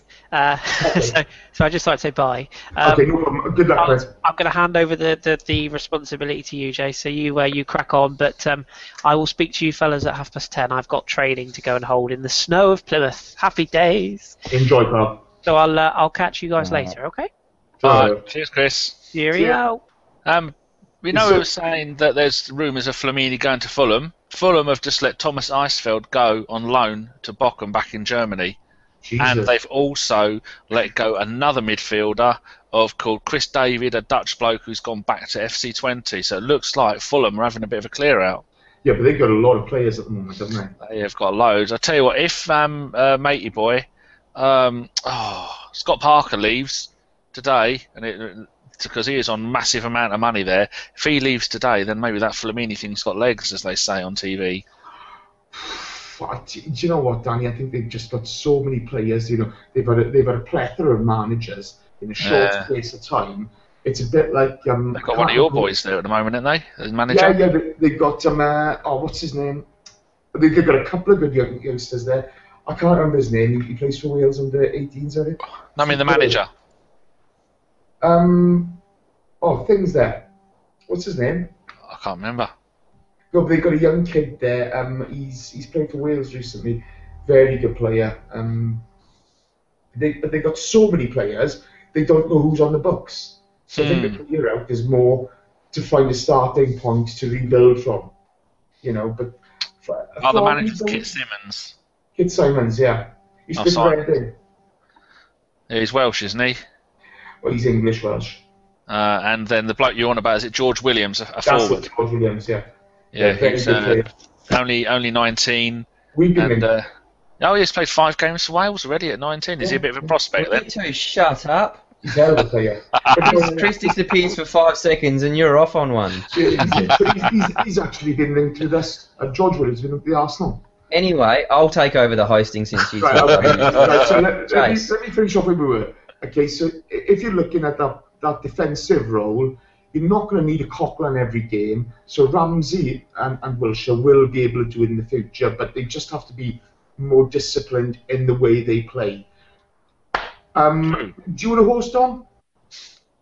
I've still got a couple of questions on the Wilshere thing. Go on. Little shout to Kelly Ma, who doesn't like my accent. Little wink, wink. Yeah, I know where that's coming from, Kelly, you cheeky fucker. We all love Kelly, and she's not a crazy cat lady. She's a delightful She human is. being. She's got 15 of them. She's got 15 cats apparently. And they all Okay, love Jay. So with the Jack Wilshere argument, Yeah. if you were to say I want to know what Jack Wilshere's best qualities are as a footballer. It's his ball control. His passing is superb. You know, his vision. Those are his best. He's not the best. No, but so if you're talking about those kind of attributes, do you think they're better suited to around the middle of the pitch or right back in his defensive third? I think in the middle to further back for me, because when you've got the other players that we do have at the moment, you know, when you've got the pace of Walcott, Sanchez, etc., those are the guys you want running into those positions for Jack to find. I think, for me, you look at the guy's natural ability. There's a reason that he's made it from an 8-year-old kid right through to playing in the Arsenal first team at a young age.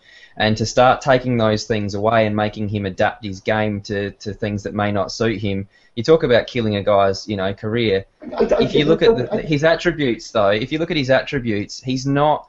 I don't think he doesn't have a great shot on him. He doesn't have a great. I don't think he's got a great range of those through balls like an Ozil or Cazorla's got. But I think that if you put him too deep and get him just to roam around and try to tackle people, I don't think that he's got the technical ability to lay a good tackle like Coquelin's got. I think that his best position is somewhere from, around the middle of the pitch, just grabbing the ball, driving forward, then passing it on. And like you said, that range of passing, he can squirt one out wide to a winger. He can play one up forward to Ozil. He can use his range of passing in the middle of the pitch, where Coquelin doesn't really need to do that. He can sit back, slide in, nick the ball, and a little 5-metre pass to Wilshere, who can then drive the ball onwards. That's where I see his best football being played, and we haven't really seen him have a good run of games in that position, doing that kind of role. He's been playing a lot further forward. Yeah, but he hasn't had those games in that position because there have been other options and what have you. I do see him in that Arteta role. I think he can be brilliant there. And I think, the one thing about him is he's quick to spot an opportunity. And when he does drive forward, when he gives and goes, that's always been his strength.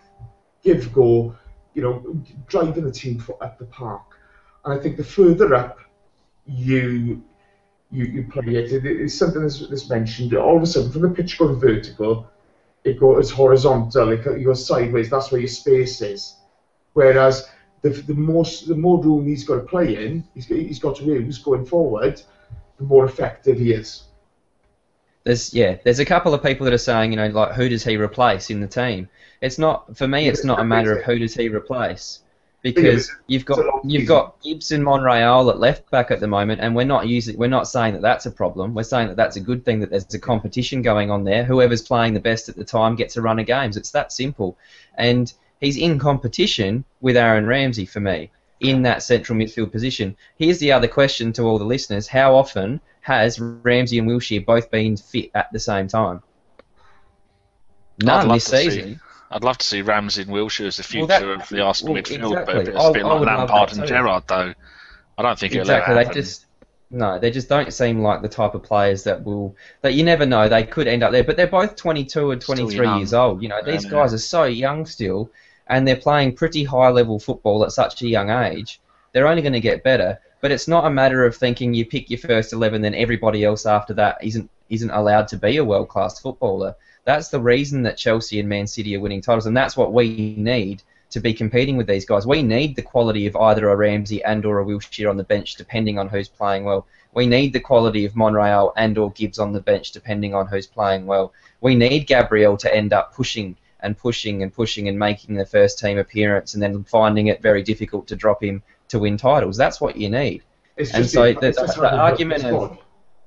Yeah, exactly. But the argument of who gets to play where, and well, if he doesn't get in the first 11, then we may as well sell him. Nah, you've got to remember that these guys are all fighting for spots, and it creates competition. It's one of those things that, if it's a good problem to have, but if you don't have that problem, you're not going to win titles. Yeah, but as well as that, okay, the pressure on these young lads at the moment. They are 22. They are 23. You look 2 seasons ago. The Emirates is booing Aaron Ramsey. Morons were. Sake, what the hell is the matter with people? If you're writing off Jack Wilshere at the moment, it doesn't make any sense. You've got to give these guys time to develop. Jack Wilshere's a very effective player for us. Do I think he needs to improve? Hell, I think everybody needs to improve. I think we've got a really talented squad of players, but they can do better. We were talking on WhatsApp last night, and I said, I'm being uber harsh, but I'd love to see Santi bring more goals to his game from open play, because all of a sudden he's a hell of a threat. Absolutely. I think the problem with Jack is he seems to be pretty good at most things. I don't think that he's found his niche in the team yet, and that takes some time. Where if you have Mesut Ozil fit and Theo fit, and you have a little bit of a more settled side, and he gets a run of games and he gets to find his position and make it his own. Because don't forget, last season he was playing out on the wing sometimes, he was playing through the middle as an attacking midfielder sometimes, and he was played a little bit deeper with Ramsey at times, not knowing whether he was supposed to run forward or Ramsey. It's just one of those things, I think, that when he gets a little run in the side, a la Aaron Ramsey did, where everyone was calling for him to be sold, and then all of a sudden he got a run in the team, he knew his position, he knew what he needed to do, and he stuck to it, and all of a sudden you saw the guy flourish. And there are a lot of people that will say that Jack Wilshere is more naturally talented than Aaron Ramsey is, which I don't disagree with, but I don't think that he has the same application that Aaron Ramsey has. And that's probably the biggest issue. And he hasn't found his niche spot in the team yet. And once he does, But Dom, sorry, they've both got different attributes, haven't they? They do, absolutely, you're right. They've got different attributes, and they need to be nurtured differently. If you look at Francis Coquelin, who would have thought at the beginning of the season he'd have come in for the spell of games he's had recently and done so well? As far he was dead man in the squad, so to speak. That's not down to anybody getting it wrong. It's down to Coquelin having the opportunity to come back, play that defensive role, and say, hell, I'm taking this opportunity both hands, and I'm going to make it mine. I mean, Danny, I don't know what you feel about this. We've got a few players who are a bit up and down on performance. We can't get a steady level of performance from all the players at all the time, though we have done very well recently. Which ones in particular? Well, you look at Santi Cazorla. I thought beginning of the season he was magnificent against Besiktas. I thought he was just up until the Man City game his best game of the season, but then he dipped off. Now, that's a little bit because he's so versatile. He can cover in any position. He was playing out wide when he dipped off, and he played through the middle when he played against Besiktas, and it's not really a coincidence that he plays his best football through the middle, because when he's out wide, he doesn't have that same... It's the same argument with Ozil, where he's not quite as effective usually when he was played out wide, because he has different duties to do out there. Doesn't have that free role where he gets to drive into the middle. If you look at the tenure of Arsene Wenger, Giovanni Van Bronckhorst, central midfielder, becomes a left back. Lauren, central midfielder, becomes a right back. Robert Pires, central midfielder, right-hand side midfielder, becomes a left-sided midfielder. Thierry Henry, left winger, becomes a striker, so forth. Arsene Wenger sees something in these guys that he thinks they could be perfect for a certain position. We've seen the failures with Arshavin and so forth. It's just about applying and get a continuity of performance and getting some momentum. But, you know, once Jack Wilshere, Francis Coquelin, etc., all these players start finding that level of consistency that you had during the Invincible season, that these guys were previously found and maintained for us, all of a sudden we are a very, very strong squad, aren't we? So, I mean... Well, we do. You need that though, don't you? You look at the teams that Man City and Chelsea can put out as their second string 11, and they're still £30 million players that they can put out onto the pitch. We need to do that to be able to compete. Everyone talks about wanting to win titles. That's where you have to have whoever's playing the best football gets to play. And unlucky, you got to work harder and take your chances if you're not quite getting them. So Kieran Gibbs has got a job to get back into the side at the moment, which is exactly what you need. Danny, question for you. Yeah. Generally, we've seen the midfield, when Aaron and Jack have played together, people say that it doesn't work. Generally, when that's happened, it's been Arteta as a defensive midfielder and Aaron and Jack further up the pitch. Do you think that if it was Aaron and Jack further behind the ball, further behind the striker with an Ozil or Cazorla playing the number 10 role, do you think that would work? I think definitely they can both track back. I think that Wilshere is probably the better defender, because he tends to get stuck in probably a little bit too much. But if you're going to get tackled by either Ramsey or Wilshere, you're going to opt to be tackled by Ramsey, because Wilshere is a bit hard, which is why I think when those two play in the central midfield together, they can both get forward and score. They can both get back and defend, but I'd like to see Ramsey the one that gets forward, pushes forward, and maybe if Ozil's making a run left or right, then Ramsey pushes up. And then if one of the central defenders is making a bit of a push forward, then Jack can fall back a little bit. But I think it could work, but it's just going to take a little bit of tinkering and Jack to realise that you can't be attacking the entire game. Just watch a bit of Ray Wilkins, pass it sideways a bit, keep possession of the ball, and don't hold on to it for so long. I mean, that's just something he's going to have to learn. And when he does learn, if he learns, which I hope he does, they can both have long and prosperous careers with us, because the thought of having those two as our central midfield pair for the next decade is wondrous. I've got to be honest here. The thought of Jack Wilshere leaving the Arsenal or Aaron Ramsey at the moment horrifies me. It horrifies me. It's pointless, isn't it? Yeah, I think those two are players which we can build a squad for the next 8 years around. Okay, and they'll play together. They'll play. You know, one will be on the bench at times. It doesn't matter. But they are footballers who this club should be built on. You know, the same with Wojciech Szczesny. Okay, Szczesny, for all his faults and for all the things I dislike about him, I think he is the future of the club. But these guys have to now start acting like it and start playing like it. And actually, Coquelin's performances, I thought he was excellent against Villa. I thought he was really excellent. Didn't have a massive amount to do, but did it diligently. That's, you know, him and Ramsey in last year. They are examples to other kids coming through, and to people like Szczesny. These are the levels you must attain. You know, it's as simple as that. Very true. I always, like a referee, I think Coquelin, if you don't see much of him, means he's having a good game. Yeah. It's the strikers that you want to see a lot of, but Coquelin in the middle, doing his job, I think he's brilliant. So he's getting on the game. He had a game high interceptions in that game too.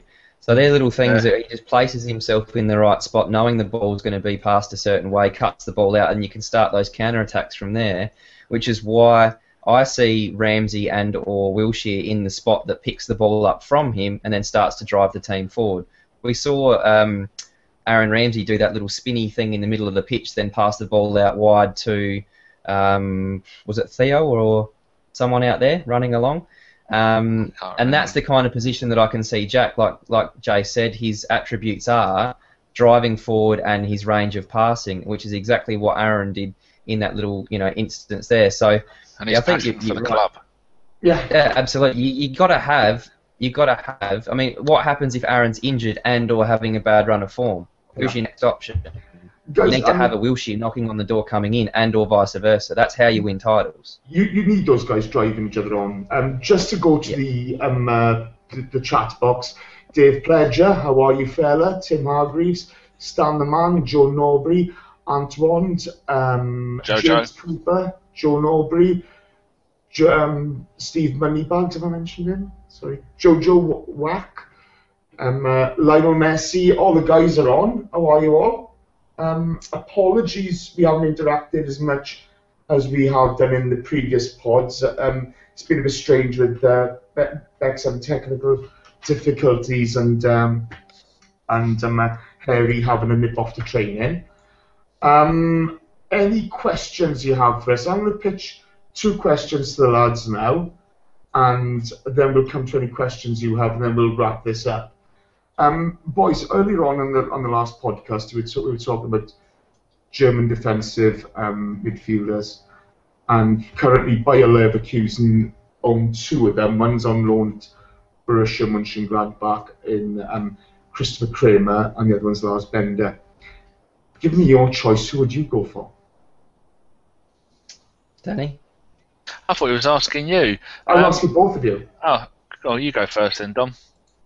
Well, I'd go the Lars Bender option because he's the captain of the club. It'd be good to have someone in that position come in and be a leader on the pitch and have those attributes that he clearly has. And look, I'm going to be honest, I've not seen a whole lot of him play. I have seen a bit of him play, but he's one of those naturally talented players that I mean, he's pretty highly regarded in even the German national side. If he was fit for the World Cup, he probably would have played a fair bit. So yeah, you'd have to go with the experience and the leadership skills, I think. Okay, cool. Danny? I like the idea of all the German players because I think it's good to have Ozil will be more settled at the club if he has more German players around him. And at one point we had 7 German players, including youths, with like Ozil and Mertesacker, Podolski, Gnabry. I think there's about 3 or 4 in the youths as well. I mean, Thomas Eisfeld was one, but I think he went, didn't he, in the summer and then moved again this afternoon. So I think you've as much as are you on about difference, who would you rather have out of out of Kramer and Bender? I think I'd go Bender as well. I mean, Kramer, he's isn't he on loan at the moment? Yeah, he's on loan at Borussia Mönchengladbach. Yeah, that's what I thought. They're actually above Leverkusen in the table. They're doing really well. I mean, they're both excellent footballers. I'm a big fan of Lars Bender. I think Bender's the all-round better player, the more complete player. His athleticism is the bit I like, but again, with Kramer, he's a bit taller, he's a bit bigger. Both highly regarded. I mean, we'd be lucky to have either of them, but plus they just come back from the German Christmas break or winter break. They've all had 5-6 weeks off. So after such a long break, it'd take a couple of games to them to all get back into their flow, which is why you had a couple of odd results at the weekend in the Bundesliga, like Dortmund. I mean, Bayern Munich being beat 4-1 by Wolfsburg was a result that no one thought was going to happen. But when they get back onto form, then that's when you can start reassessing the players and hopefully players like Bender, because they've all had busy summers. Was Bender in the World Cup squad? I don't think he was. No, Bender's injured. He's injured. He would have been. He was in the squad till he got injured, and he probably would have played ahead of Khedira too. Yeah, Kramer's in the squad. Yeah. Yeah, he played a little bit, not much though. Yeah. Okay, I've got a question to finish up if you want. Sorry, boys. bear with me a second. I just want to give a shout out to who put that there? Oh, Joe Norby, sorry. Bender will sell plenty of shirts to Futurama fans. Also to the Futurama fans. Also to the gay gooners. I'm sure our friend Gav would probably buy one, surely.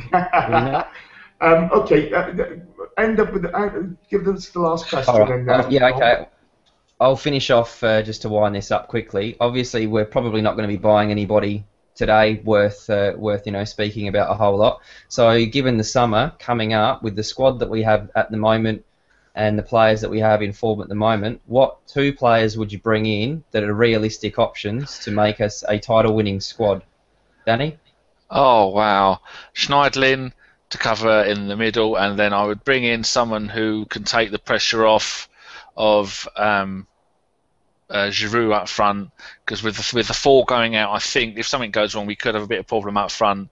So it's going to be someone who can score goals. I'd take a gamble on Pato, which I know no one's going to agree with me. It'd probably be much like Balotelli, a disaster.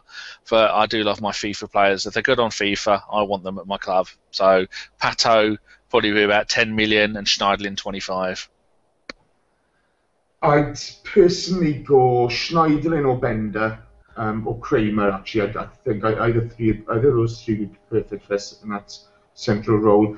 I'm torn between a centre half, as in a Hummels, maybe not Hummels, or Draxler. I think Draxler, he's a big lad, he's quick, he hasn't got the scoring record of Royce, but either of those two, they can play attacking midfield, striker.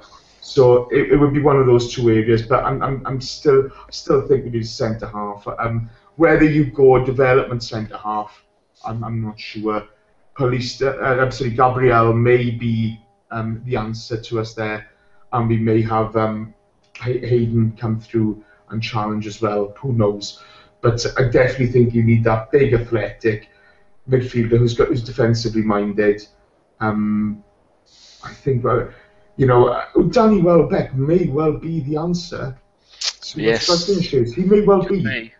But I'll give you mine. Obviously, everyone's going to know that I've got a huge man crush on Schneiderlin. I'd put him. I'd give him the captain's armband, and he's people are talking about who's more handsome. Schneiderlin's got that in the bag, and we are a team of handsome-looking guys, so you've got to put him in. But not only that, he's he's a beast. We need to put Schneiderlin in to raise that average back up a little bit. But for me, there's people talking. Yeah, there's people talking about Gonalons or Schneiderlin or whatever. I'll give you my argument for Schneiderlin. He's a guy that's played through different divisions. He's Premier League ready. He's in a team that's currently sitting, third or fourth in the Premier League, over Gonalons, who's in the French league, which I don't really rate very highly, to be honest. It's not like it's not a league that's a high-scoring league. Could be another Mvia, couldn't he? League. Exactly, and you've got a guy that he knows what to expect. He's played against all the forwards, and he plays in a team that's quite similar to the way that we play, which is a big thing too. So the integration system that he's going to have to go through, the risk involved in buying him and working out is a lot less than Bender and or Gonalons. And he's got that leadership quality as well that would be quite good, and he's a perfect age. 6'1", I think he is, so he's a good height as well, and he's really athletic, and he can defend with his running back towards goal and cut balls out. So and his game started to evolve, and he started adding goals, hasn't he? Absolutely, and he can push forward, and he's just a complete player. But I just think that he suits the way that we play absolutely perfectly. So I'd be going him for the defensive midfield sort of spot to help out there, because you're going to have Arteta, who's not going to play a whole lot next year. Flamini will go, Diaby will go, and we're basically left with Coquelin in that position. So like I say, you need two really good players in each position, and he would be the other guy that I'd put there. And then I would pick Draxler in the left midfield / wing position, purely because he's 21 years old, he's 6'2", he's an option that we don't currently have. People will say that Welbeck can play out there. Well, he can, but he's not that good out there. Draxler would be a much better option to have out there to provide the difference, and he's more of a midfield type player, whereas Danny Welbeck's got that forward mentality a little bit. So I mean, Royce would be the ideal player. He's the perfect player for that position, but he's probably not that realistic. So I think that Draxler would be a player that gives us an option that we don't currently have with our small, tricky wingers. He gives us that height and a little bit more power.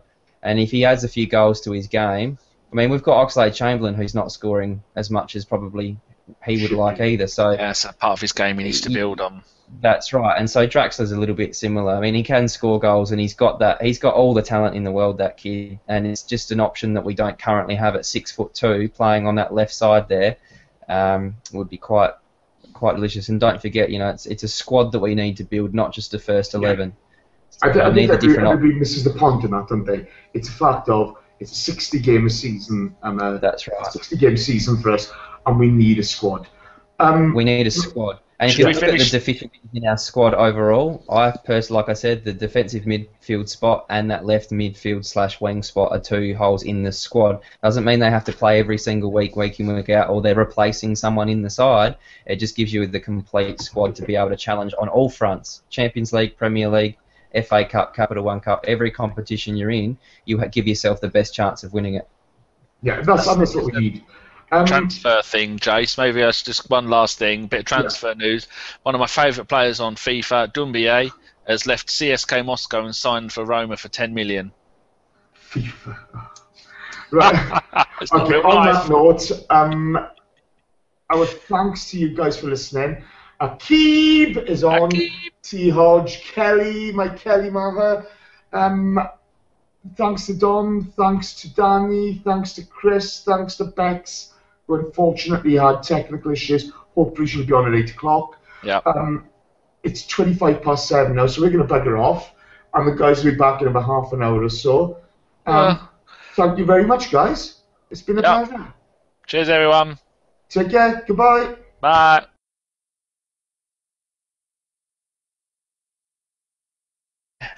And then this, copy that, and go here. Right. We're live, Gim. We are live now. Certainly alive. I can't see anything coming up on YouTube where people are listening to us. Because there was 1 minute. Oh, there you go. Tim Hargreaves is there. He says hello. And there's usually a 30-second to a minute delay. So if you just get going, they'll all hear us. I can't see any. I can't see any of the questions on here though. Hold on. I'll give you this. I'll go here, and then I'll go chat box. Send this here. Paste. Click on that, and then I'll bring it up for you. And I'm looking at it now, and I can see us. And we're hold on. Yeah, there you go. We're locked. We've got audio and sound. Okay, I'm wonderful. Google Plus is being wanky, Timothy. Right, hello and welcome to a Bergkamp Wonderland Transfer Deadline Day Special Part 5. Joining me today, I have the angry terrorist Danny. And how are you today? Marvellous. Next up on the list, it's Bex. Hello, Bex. Hey, you alright? Yeah, not too bad. And yourself? I'm good, thank you. Wonderful stuff. And next up, Reverend Raj Patel. God bless you, Kim. How are you? Not too bad, thank you. Getting continually fucked off with Google Plus throughout the day, but I'm still here, which is an achievement in itself. Excellent stuff.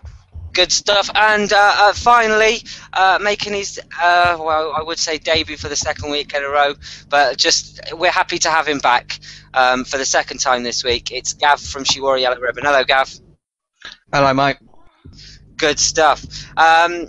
Wonderful then. We'll get down to business then. No transfers. Do we expect any, Gav? Yeah, I was expecting loads. Really? No, I haven't.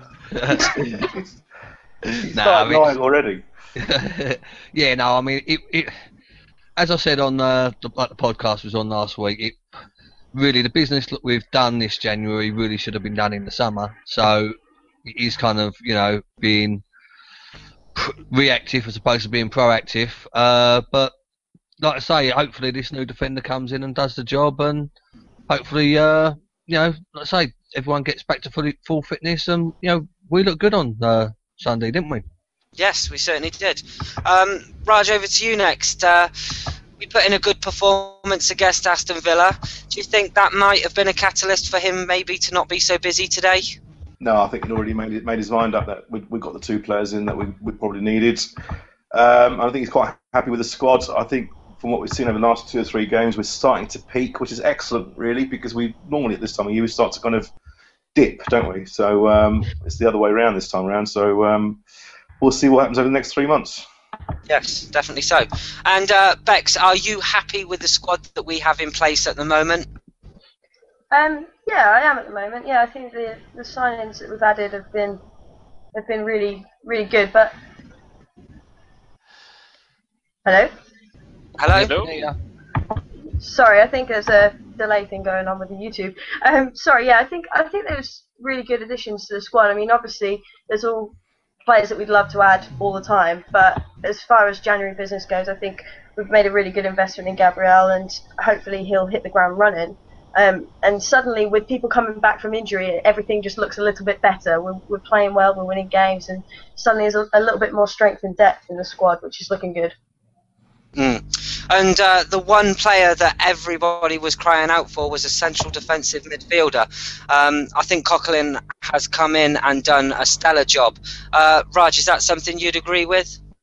Yeah, he's done really well, and I think we need to back him, and I think he should be okay. You know, he is looking good. Let's not get carried away. We'll see what happens over the next few months, but I think he'll do the job for us. Definitely so. Gav, next. Do you think that Coquelin can be our first choice for the rest of the season over Flamini? Well, yeah.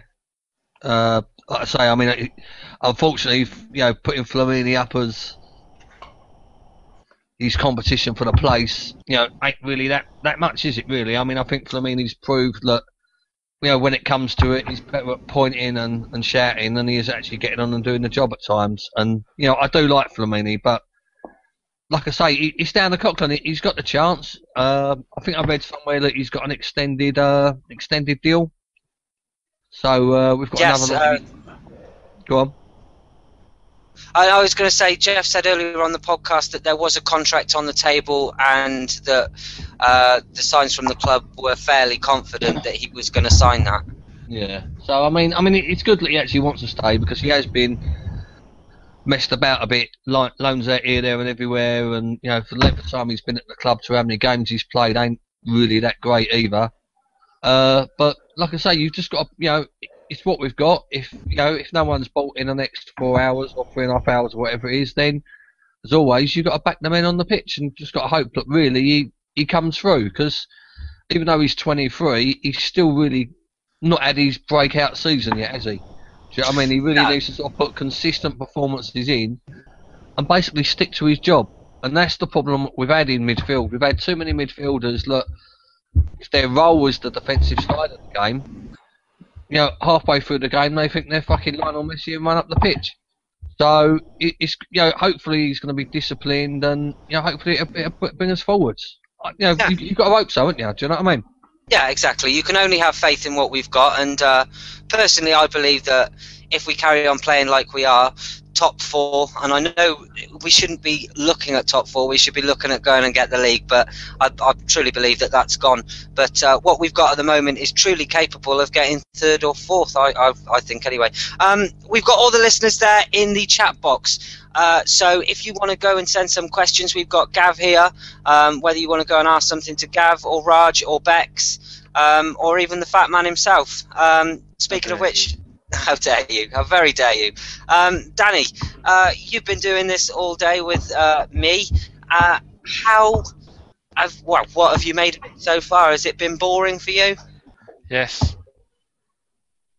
It's been terrible. Wish I'd have stayed in bed. I can't get my drinking. My balaclava's broken. I can barely see what I'm doing. I'm struggling to breathe. And we've What have you done? Have you ripped the gusset on it? Mate, that could well be what it is. I think it quite well told might to be. wash it before I give it back. Yes. Maybe I should top it off with a little bit of if it looks too scary. We've got a question coming from Liam, who I can only presume has got a stutter. What would all of your starting lineups be now, assuming everyone is fit and firing on all cylinders? And that question, well, I'll ask you, who wants to take that question? What was the question again?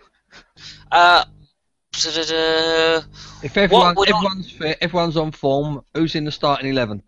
Take out Walcott and put in Sanchez, and that's it. Do you really think? Yeah. I think that's fair. And I disagree. Go on, Bex.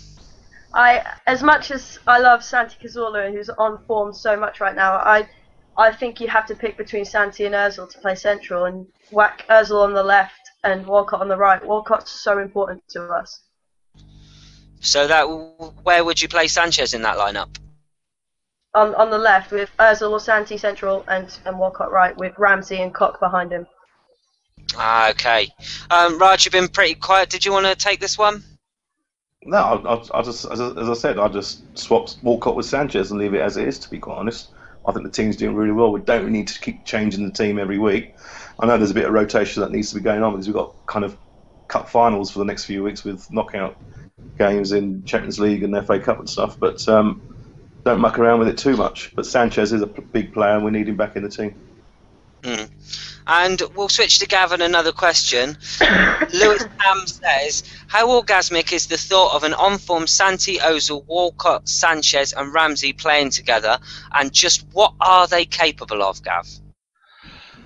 Well, I mean, they've all shown individual brilliance over the last 2 years. So the likelihood of them all being fit, all being on form at the same time, is a bit of a stretch of the imagination to start with. But if they can all get fit and all play together and all be on form, I don't think we really should be having much trouble with anybody in the world. I really do mean that, and I really don't think that we'll be having these conversations about the defence and defensive midfielders, because with that lineup, we should be scoring 3 or 4 goals easy against against any team. I think the attacking options that we've got at the moment, albeit fit and firing, I can't think of many teams in the world that would have better than us. I mean, Sanchez on his day is, and I'm probably going to get absolutely destroyed for this, but I think he's among the best in the world on his day. Yeah.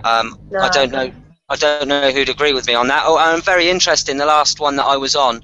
Actually, no, it wasn't. It was after we finished, and I put a question out to some of the lads and said, if we bought Sanchez for 35 million, how much would he be worth now with his form on top of that fee?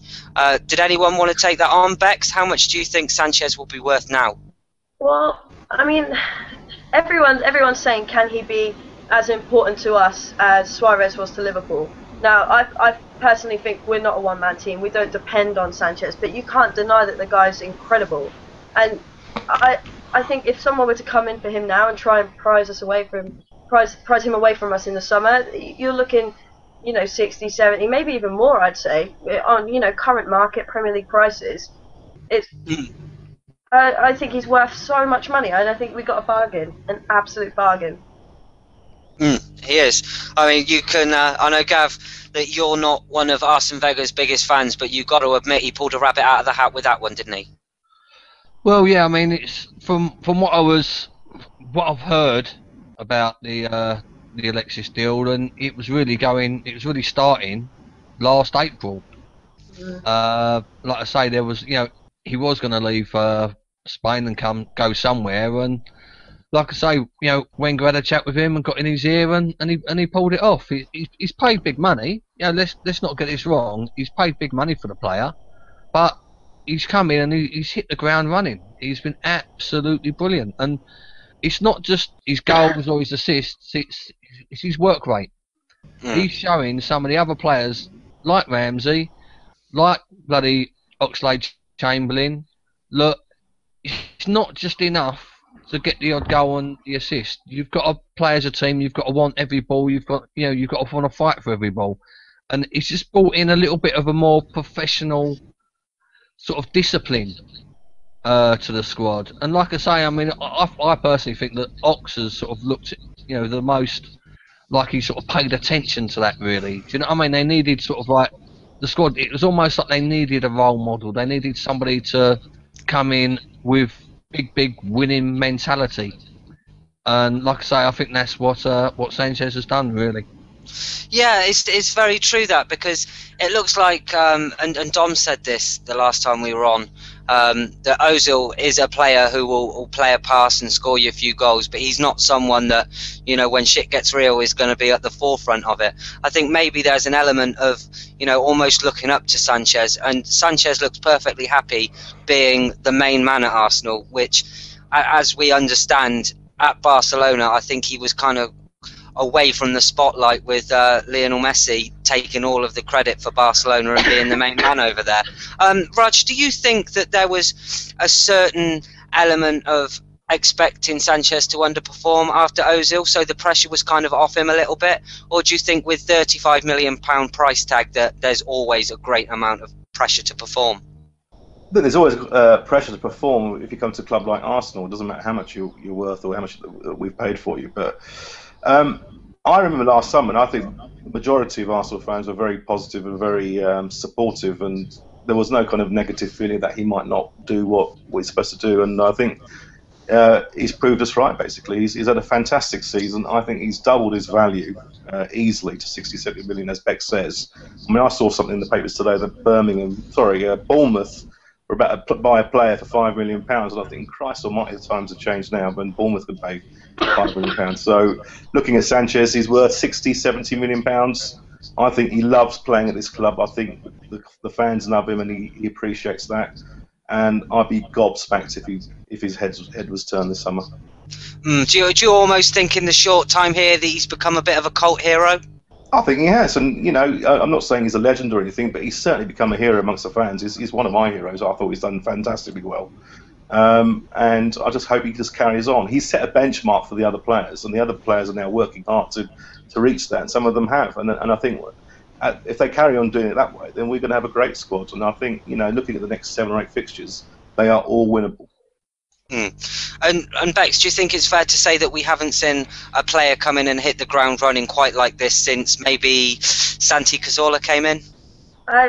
Yeah, I think everyone sort of has that thought in the back of them, is it going to take 6 months before we see the best of him and all that, but I don't think anyone really expected him to just come in and just take the Premier League by storm just like that. I mean, even Suarez didn't do that straight away, and I kind of echo what Raj said there, that he has this sort of fire in his belly that drags everyone else in the team up to go and work, and that determination I just admire so much. I mean, there's no getting away from Ozil as a magnificent player. He's got so much quality, but sometimes I'm aching to see a little bit of fire come out of him, a little bit of passion, and I'm sure he has it, but it's just good to see. I mean, we shouldn't forget, when no one is slagging off Mesut Ozil on a Bergkamp Wonderland, we've always said, that maybe he hasn't had a fair of the green from the fans. I think to expect him to come in and do such great things so early, I mean, we all saw him come in, I can't remember the game, but he crossed it for Giroud, one of his first games, and everyone was going, oh my God, he is the real deal. And then he kind of went off the boil. But we have seen him have a few injuries. He's come back, and he's obviously done some weight training, and he's bulked up a little bit. Just how important, Gav, is it for a player to be able to deal with the physicality of the English league? A plaque what? Ozil has done a lot of weight training since he's been out injured, and he's really bulked up. How important is that to be physically ready for the Premier League? It's like asking, should we shoot more? Do you know what I mean? It's one of those things. The players and the pace and the physicality, how bloody strong other players are. You need to have a bit of bulk on you.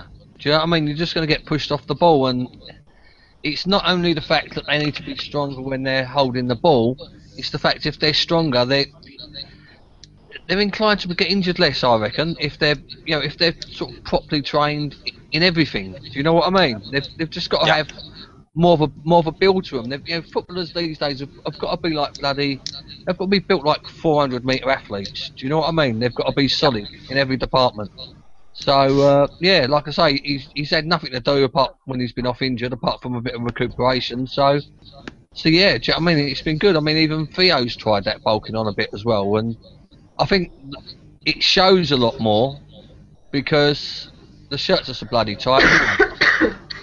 Yeah, I mean, it's something that they should have really learned from Cesc Fabregas as well, isn't it? Because when we first saw him in an Arsenal shirt, he was getting harried and bundled off the ball, and he came back, and he'd done all the weight training and really bulked up, and it helped his game no end. And we can only hope, touch wood, that the same is with Ozil. I'd like to say a big hello to Stevie, who's he's in Barcelona at the moment, and I've offered to pay the luggage fee to bring Messi back. So we'll see how that goes. Hello to Stevie. We got a question for you, Raj. Do you think SK and Stan Kroenke will take money out of the club to assist moving his Rams NFL team to LA? Kroenke said no public funds will be used for building their new stadium. Basically, the story with Kroenke is he wants to move and build a stadium in Inglewood in California, and in order for him to do that, he needs to get 24 votes out of 32 from all the other clubs to allow him to do that, and he hasn't actually got those 24 votes yet. But he's threatened the mayor of Inglewood that he'd actually move and build that stadium, whether people liked it or not, so without approval. If he does that, because he doesn't get the 24 votes, then he doesn't get any financial assistance from the NFL, who usually stump up some cash to build new stadiums and stuff like that. So there is a possibility if he goes the wrong way for him and he does it without permission, then he needs to find that money to build that stadium elsewhere. So he could take money out of Arsenal, or what's been kind of mooted around, which I don't know whether it's true or not, is that he might actually sell his shares in Arsenal. So there'll be interesting times ahead. They want to build an 80,000-seater stadium. Sorry? They want to build an 80,000-seater stadium and a 6,000-seater arena next to it as well. And those exactly. But he's got pressure because there's two other teams that want it. I think it's the Raiders and the San Diego Chargers also want to move there. So it's not cut and dry just yet. And he also wants to buy the LA franchise of the MLS, doesn't he? He does. He's basically wants to buy everything at the moment. But I think it's going to go to court first. So you'll have to stay tuned on that. And we'll fire through some of the questions on here. Again, if you haven't asked anything, or even if you have, just put something in the chat box and we'll answer it straight away. This is as much about interaction with you guys as it is transfers, and there's not a lot of the latter. So we'll move. For dinner. What are you having for dinner? I've had a pizza. Yeah, you fat git. Next question coming in from Simon. Do we all like the super tight kit, Danny? Oh yeah. I couldn't get an arm in it. I wear it as a cape. I cut it open and wear it as a cape. Really? have you seen the guy that's the cape at the back and the bib at the front? It's dual usage. Jesus, I could just imagine it. It's like it would be like someone has spray painted the shirt on you. I'll try and get salami nipples in another transfer deadline day podcast, but that's what it would be like. Bex, are you a fan of the super tight kit? Gav is. I don't think Can I answer that? Yes, no, I was just going to say, what if we signed Lars Bender and we got Gav a nice kit, a nice super tight small kit with Bender on the back?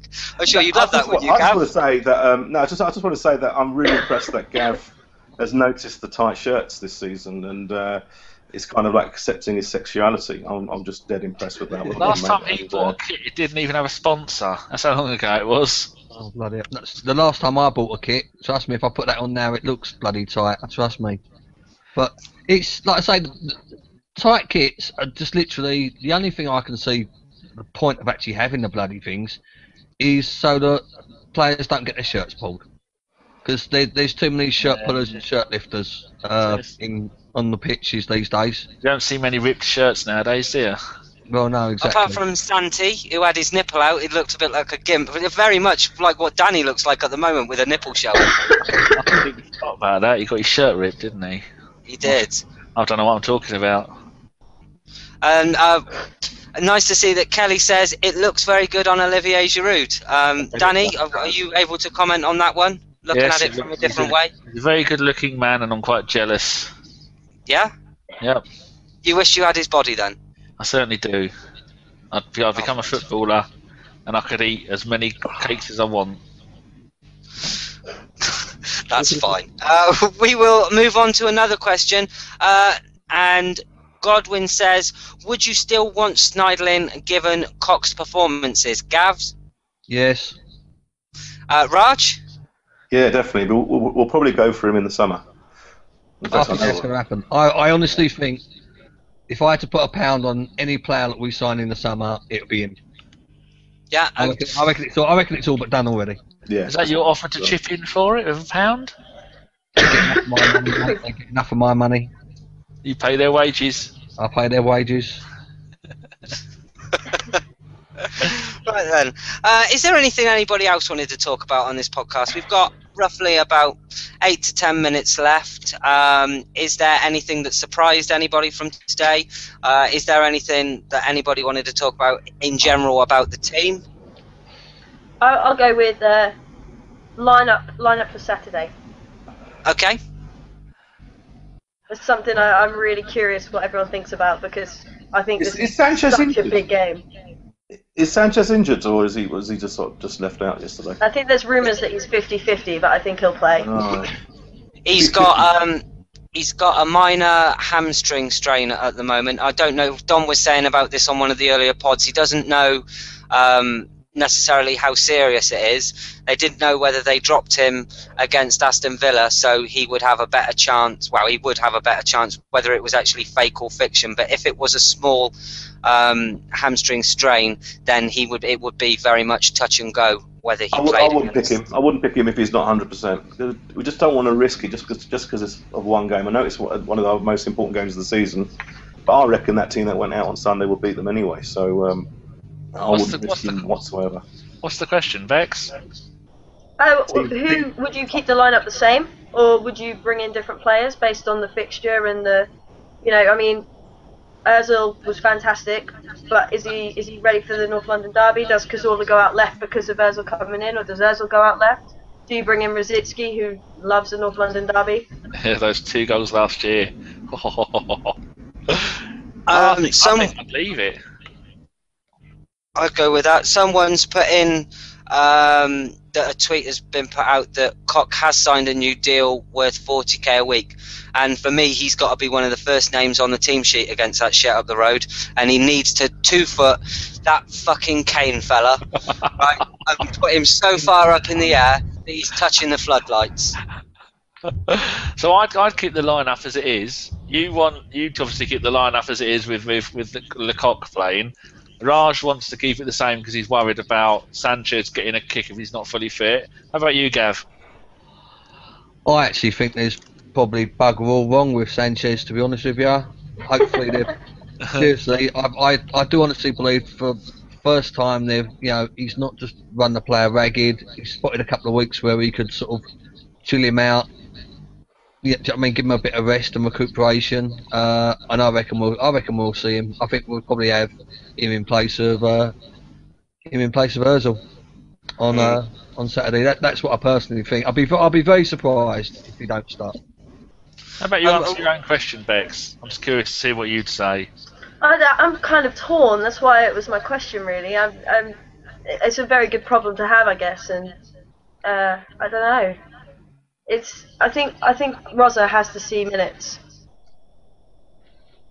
whether he's a sub or whatever. I'd love to see him play. If Sanchez was fit though, who would you take out to fit him? Would that be Walcott moved to the bench? I think Walcott or Ozil, yeah. That's anti-central.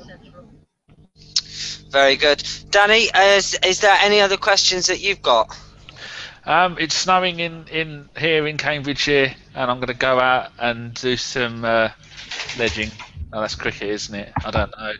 No, I don't think there's any questions. I think it's going to just be one of those days where I'm quite happy with the 2 players we've got. I'd maybe like a little bit more up front, but I don't think that's going to happen. This thing's beginning to itch. Liam, the man with the stutter again, has asked if we're worried about Harry Kane, because the Spurs seem to think that he is the prodigal son at the moment, where I think most Arsenal fans just think he's a bit of a prick. Gav, are you worried about Harry Kane? No. I honestly don't even know what the fella looks like. Do you know what I mean? He is one ugly bastard. Yeah, I mean, and again, that's sexist, my dear. But no, it's just it is. I can't stand. Like I said on the podcast in the week, all this whether a player's pretty or not is bollocks. Do you know what I mean? You'd be really offensive if you're talking about female football when you said, do you know what I mean, whether the females are pretty or who's got the best arse and shit like that. It's bollocks. Do you know what I mean? It's fuck all to do with lovely football. Bristols. But it's got fuck all to do with football. I don't. Do you know what I mean? Give me 11 fucking blokes that look like they're gonna spit blood and, do you know what I mean, puke up at the end of the game because they've run their arse off for the Arsenal. That's what I want to see. Not fucking someone who's got pretty hair and who everyone thinks is pretty. I don't think Keown is worried about it. But back to it. I mean, I think we're going to roll them over. I think we'll roll them over by 2 or 3 goals at the weekend. I really do, because they're shit. I ain't worried about any of their players whatsoever, apart from their keeper. Their keepers, if they're going to get anything out of it, it's going to be their keeper. Gim, Yes. Bex has to go because she's got to go and play women's football. I think it's women's football. I don't like to assume. She could be playing men's five-a-side. She's probably good enough. So we've got a question. It's girls tonight. Is it? So, Beck, Yeah. can I have a female perspective? What do you think about all this? He's a pretty player and all that malarkey. I don't think it's the be all and end all. It's nice when players are aesthetically pleasing, but you know, I mean, there seems to be a bit of a trend though of Arsenal. Like he tends to go for good-looking players. I think. I don't. But I mean, we're linked with Schneiderlin. This other guy, this left back we were linked with today. I did a quick Google image search of him and was like, I think he goes for looks first, maybe. But then you look at Gabriel and you think, oh, maybe not. I mean, just on the point of it, though, you would, for instance, if tonight you go and play football, you have a cracking game, right? Yeah. And everyone wants to talk about your hair or whether your top was too tight or whatever. It's not right, is it? It ain't. Oh no, of course is it's not. Of course it's not. And it's all about football first. Football comes first. But you know, in the professional game, when these guys are wearing tuxedos at Arsenal balls and it's all over the internet and stuff, it's I mean, look at Aaron Ramsey. He suddenly had a good season. Next thing he's got like a perfectly tailored beard. He's got a modelling contract and God knows what. I think he moved to Hoxton, didn't he? Yeah, well, Shinola was doing it 15 years ago. Yeah, very true. Football first. Yeah, okay. If you need to go, Bex, we will let you slip away. All that we ask is for a team photo for this evening. Okay, I'll put it on Twitter. We will get you on a normal podcast sooner rather than later. We certainly will. Cheers. Cheers, bye. Bex. Thank you very much. We'll continue with the questions then, and one for Raj. North London derby, Bellerin or Chambers? Oh God, good one. I'd sit with Bellerin. I like people who are playing well. If they're playing well, they should stay in the team. So I'm going to stick with Bellerin. Okay, Gav. Yeah, I like Bellerin. Good stuff. And finally, Danny. Well, in a North London derby, do you really want to start a bloke who gets booked for bloody the wind changes direction? Fuck, maybe he won't even make it past half hour before he gets 2 bookings or kills someone. And did you see what Kane said in the papers today when he was at Arsenal as an 8 and 9-year-old? He wished he'd have gone there wearing his Spurs shirt, pretending that he was a Spurs fan back then. What a prick! So yeah, Bellerin, because Bellerin will ruin them. He cried his eyes out when we lost the Champions League final. Yeah. Cried his eyes out. I think like I say, I did hear. I don't know whether there's how much truth there is in it, but I think his daddy's still a season ticket holder over Arsenal. Much like Tim Sherwood's dad. Well, and Harry Redknapp's dad as well. Harry Redknapp's dad was a big Arsenal supporter. Didn't miss a game. Harry's not opening his window today. We're all very sad. Yeah. Yes. We'll just about wrap that up there then.